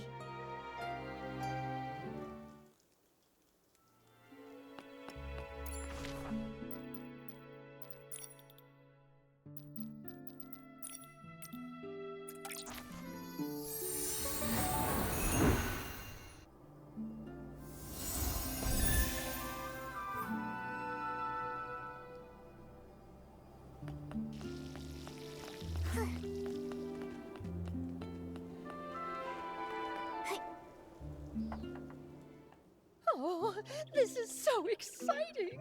What's next? Madame Julie, Leora, what are you talking about? Just bragging about how smart and brave my little Nikki is, and how she took down Threadstar and smashed their schemes. Yeah, without Nikki's help, I don't think our risky plan would have ever worked. And I'm just a first-time detective. I couldn't have come this far without everyone's help. However, the matter isn't fully resolved yet. The mastermind behind all this isn't Benny or Colleen. It's someone hiding deep in the shadows. Until we've caught them, Threadstar could still hurt Madame Julie or any one of us. Dear, you're as kind and just as little Cersei. I really like you. But it can't always be you running around for me. Now it's my turn to pitch in. Do you have an idea, Julie? My little Cersei, do you remember our masterpiece? As the rain falls, as the flowers bloom. I've seen reports about it. It was a play starring Cersei and Juliet. That's right. Rain won't hold back my steps. Let the storm rage even harder. I'm setting out to find clear skies. That's what the elder sister said to her younger sister when she left Rain City behind. Yes, and then it goes... But sister, they say beyond the city lies only deeper darkness. How will you pass through the clouds? How will you withstand the lightning? We are the sorceresses, and we ride our brooms. Look, the storm clouds lit by lightning. I'll pierce through them, pierce through the storm. You long for clear skies, only proven with your eyes. Only proven with your eyes.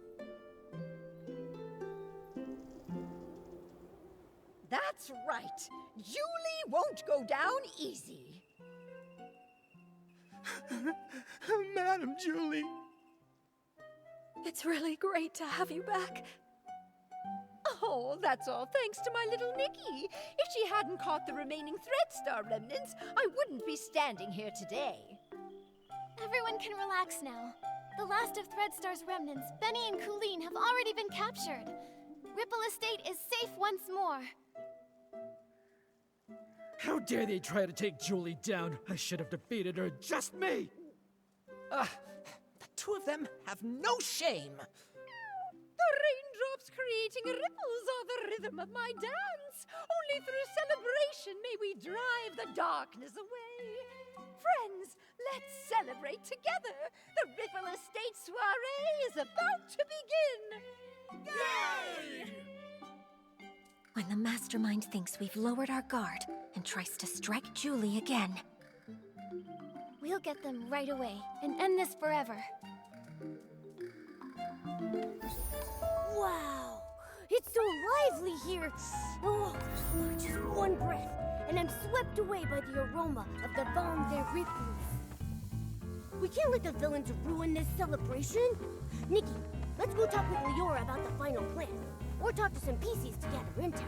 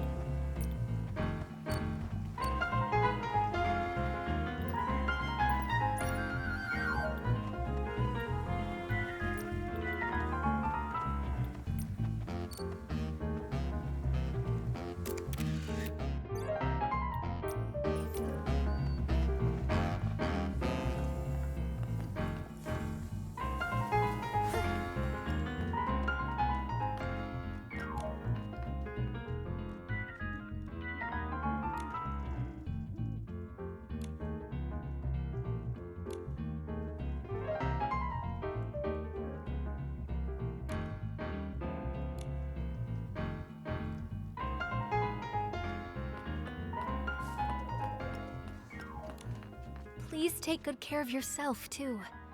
Leah, she'd be worried about you. Don't worry. Hi, everyone. Miss Scarlet, how's your recovery going? I'll be okay. Injuries happen all the time. When I was with the Kingdom Guards, I had more stitches on me than I could even count. But that still won't keep me down. But you're not fully healed yet. Are you sure you want to join the mission? My only wish is to catch the culprit, even if it means using every last bit of my strength to do so. The Red Star is cunning. I know that better than anyone. You'll be more likely to catch them having me around.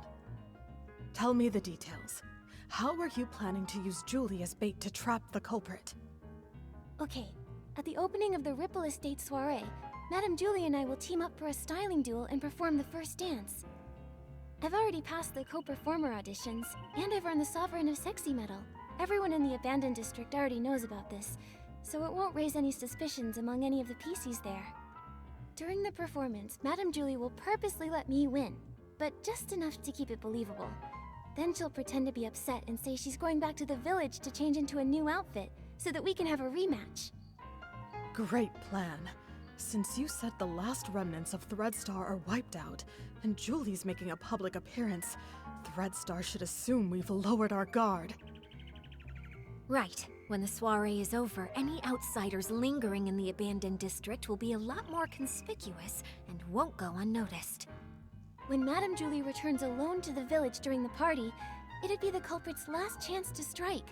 They'll have to try. Leora and I will be hiding nearby, ready to protect Madame Julie and catch the culprit.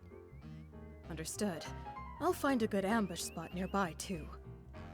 Phew, the show's about to start. Nikki, are you feeling nervous? Of course. Madame Julie's volunteered to be the bait.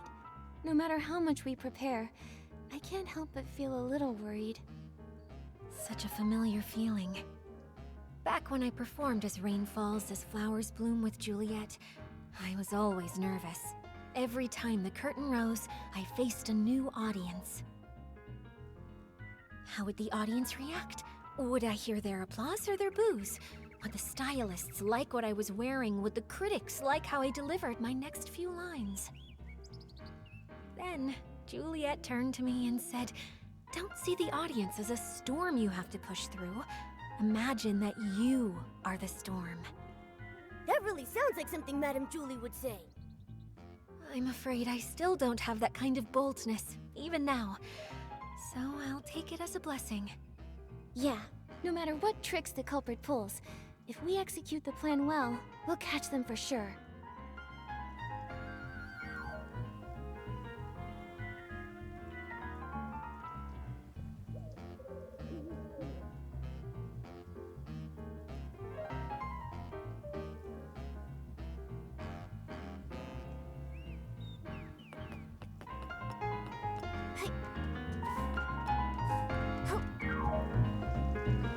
Dear little Nikki, my dance partner, are you ready? Let's unleash our passion together and light up this sexy night.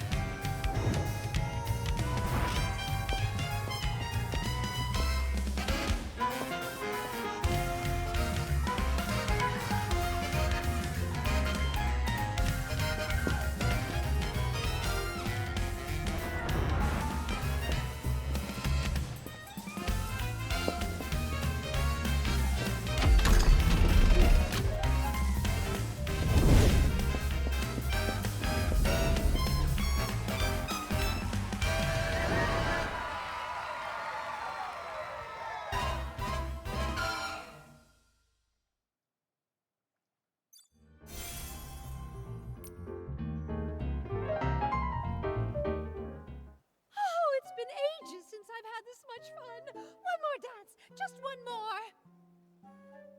Madam Julie, I've already beaten you once in front of everyone. I don't want to look like I'm disrespecting the Ripple Estate. Oh, what nonsense! Do you think I, Julie, am afraid to lose? Don't underestimate the Sovereign of Sexy. I've still got an ace up my sleeve. Gordon made me an outfit that's full of whim. Once I pick it up from the village, I'll unleash my final move, the raindrop dance, and then we'll have another round. Whoa! I've never seen Madame Julie this eager to win. Have you ever seen Madame Julie lose? This is her first time facing as strong an opponent as Miss Nikki. One round's not enough.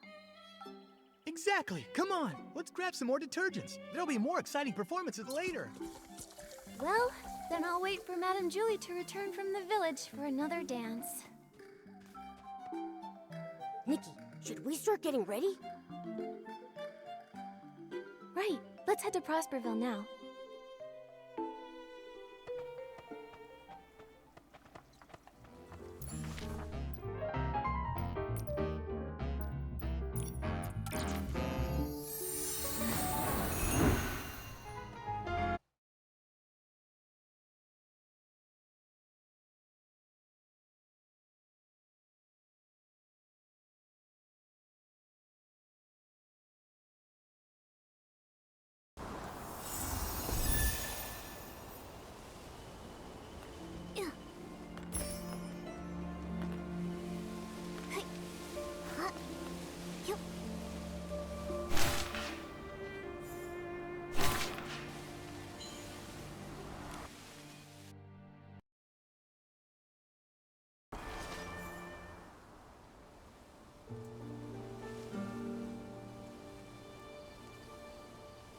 She stands in the rain, atop the tallest spire in the Rain City. The downpour is swallowing the horizon. When the flowers bloom, I'll set out. But the flowers haven't bloomed yet, sister. And I only have one seed left. Beneath the curtain of the rain, she seems to see her sister's silhouette dancing familiar steps in the rain. Raindrops fall, sister dances on. Ripples splash where her feet touch. The city's reflection blows. Her steps quicken, becoming stranger. This is no raindrop dance, but a new dance for clearer skies. She steels her resolve, looks toward the dark clouds, and grips her broom tightly. Madam Julie, please accept my interview! From the highest tower, she finally left.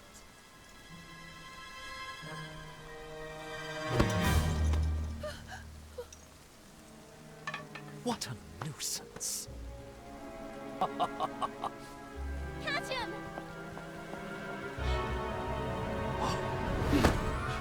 She will pass through the storm. She will find clear skies. After him. Rain will fall. Flowers will bloom.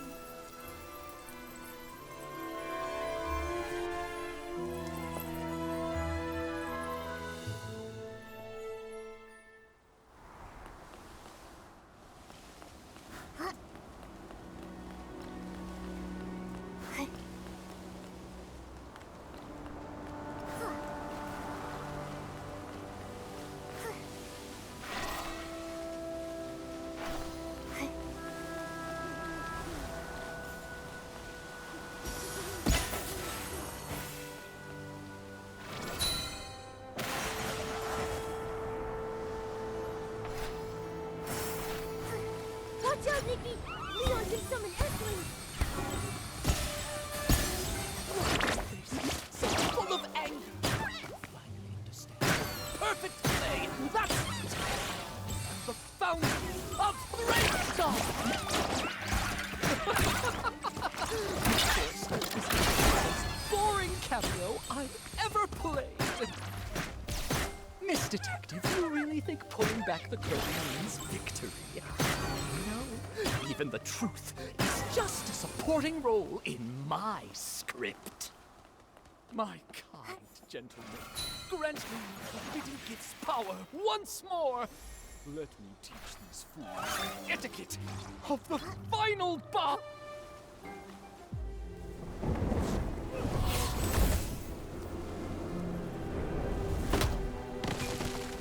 Miss Scarlet! I've tallied lives for these reckless beings. Why will they accept the true blessing? Watch out! Take a bow! Sorry.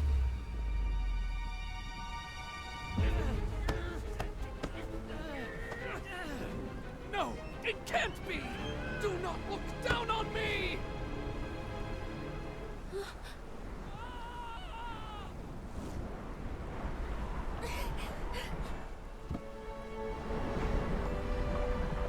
Benny! I'll go find him! So... just like this.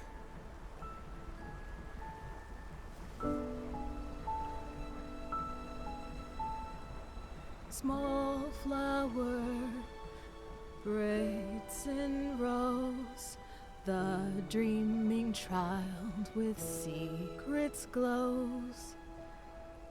Wind blows soft on the ridge, Nikki. sending our sorrows off the bridge. Birds leave their nest and fly so high. Clouds they will pass quietly by. Sing all day long this ancient song.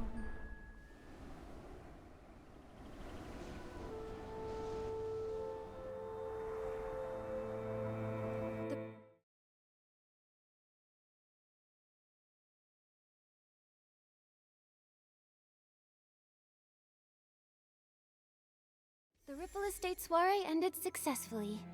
Everyone okay? Nikki, looks like Leora wants to see us. Let's talk to her.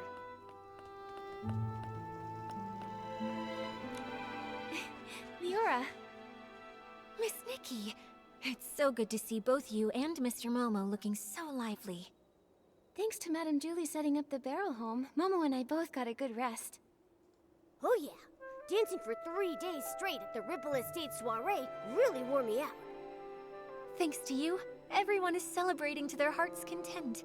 Madame Julie is exhausted and resting at home, not to mention the Forgottens who joined for the first time. Miss Scarlet insisted on guarding Colleen herself. She wouldn't even put a single drop of detergent on just in case. Hey, I don't think I've seen Tommy around either. Strange that he didn't join the fun. Tommy is busy investigating Mr. Leon, saying he wants to write an in-depth report. Maybe in a few days, you'll receive his first draft. I heard they found where Yarny is too. Luckily, he hasn't been harmed. Miss Scarlet contacted the Kingdom Guards and they'll bring him back soon. Miss Nikki, I actually stopped by to say goodbye to you. Wait, you're leaving already? Yes, now that Threadstar's conspiracy has been thwarted, and my wish to become a PC has been fulfilled, I've got no...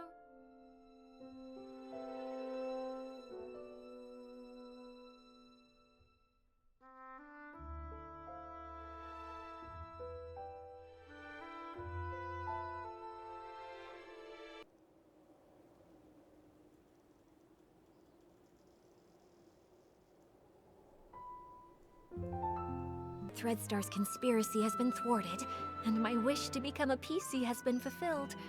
I've got no reason to stay in the abandoned district. How have you been these past few days? I'll be okay, Miss Nikki. I will remember Benny. I think he would want me to remember him in that way, as a friend who sacrificed himself for others. Not exactly good, but not completely bad either. Maybe I'll write to him.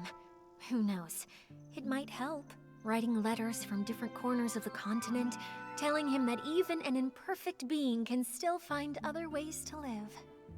Yes, the wind has stopped, and the birds can finally fly free. Leora, I believe you'll also find your own dream on the road. Do you mind if we see you off? Of course. I may not be as good at showing feelings as Madame Julie, but Miss Nikki, though we haven't known each other for long, you should know that you're the human I respect and like the most. I am hoping to set off with your blessing. I plan to leave before sunrise. Please meet me at the Ripple Estate platform. A journey brought by the train must also end with the train.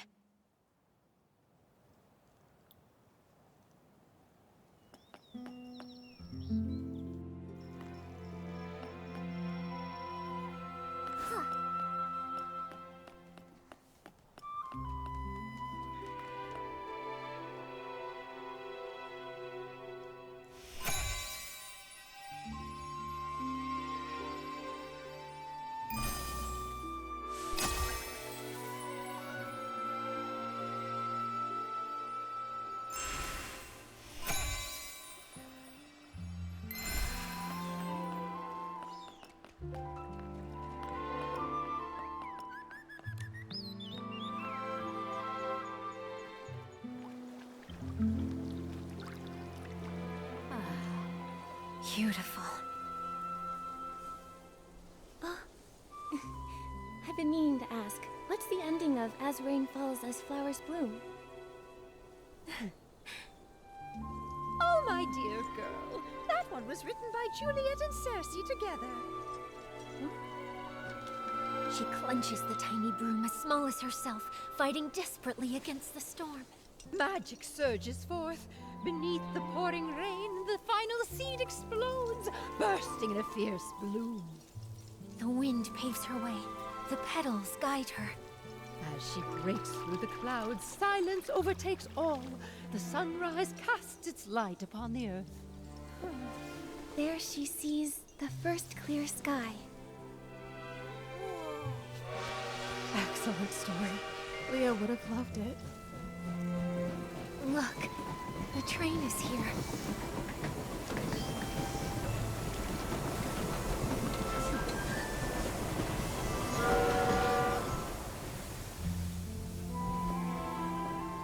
Goodbye, Miss Leora. Bon voyage. Travel safely. Right. Nikki and I will both miss you. You two. I'll miss you both so much. Oh, little Leora, at times like this, you know I always have too much to say. But I don't want to hold you up. I'll skip the fuss and simply wish you never-ending joy and freedom that knows no bounds. Thank you, Julie. Take care of yourself. Miss Scarlet, you know if you change your mind, I can leave it with you. Don't worry about me, kiddo. Take it with you. Take Leah to see the faraway places. This world is beautiful, isn't it? Let's go. Time to leave.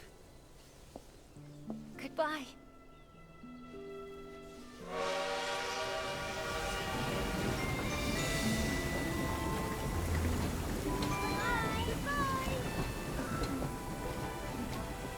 Why do I still feel so sad when everything is clearly over? It's all right, my friend. Tomorrow will be a brand new day.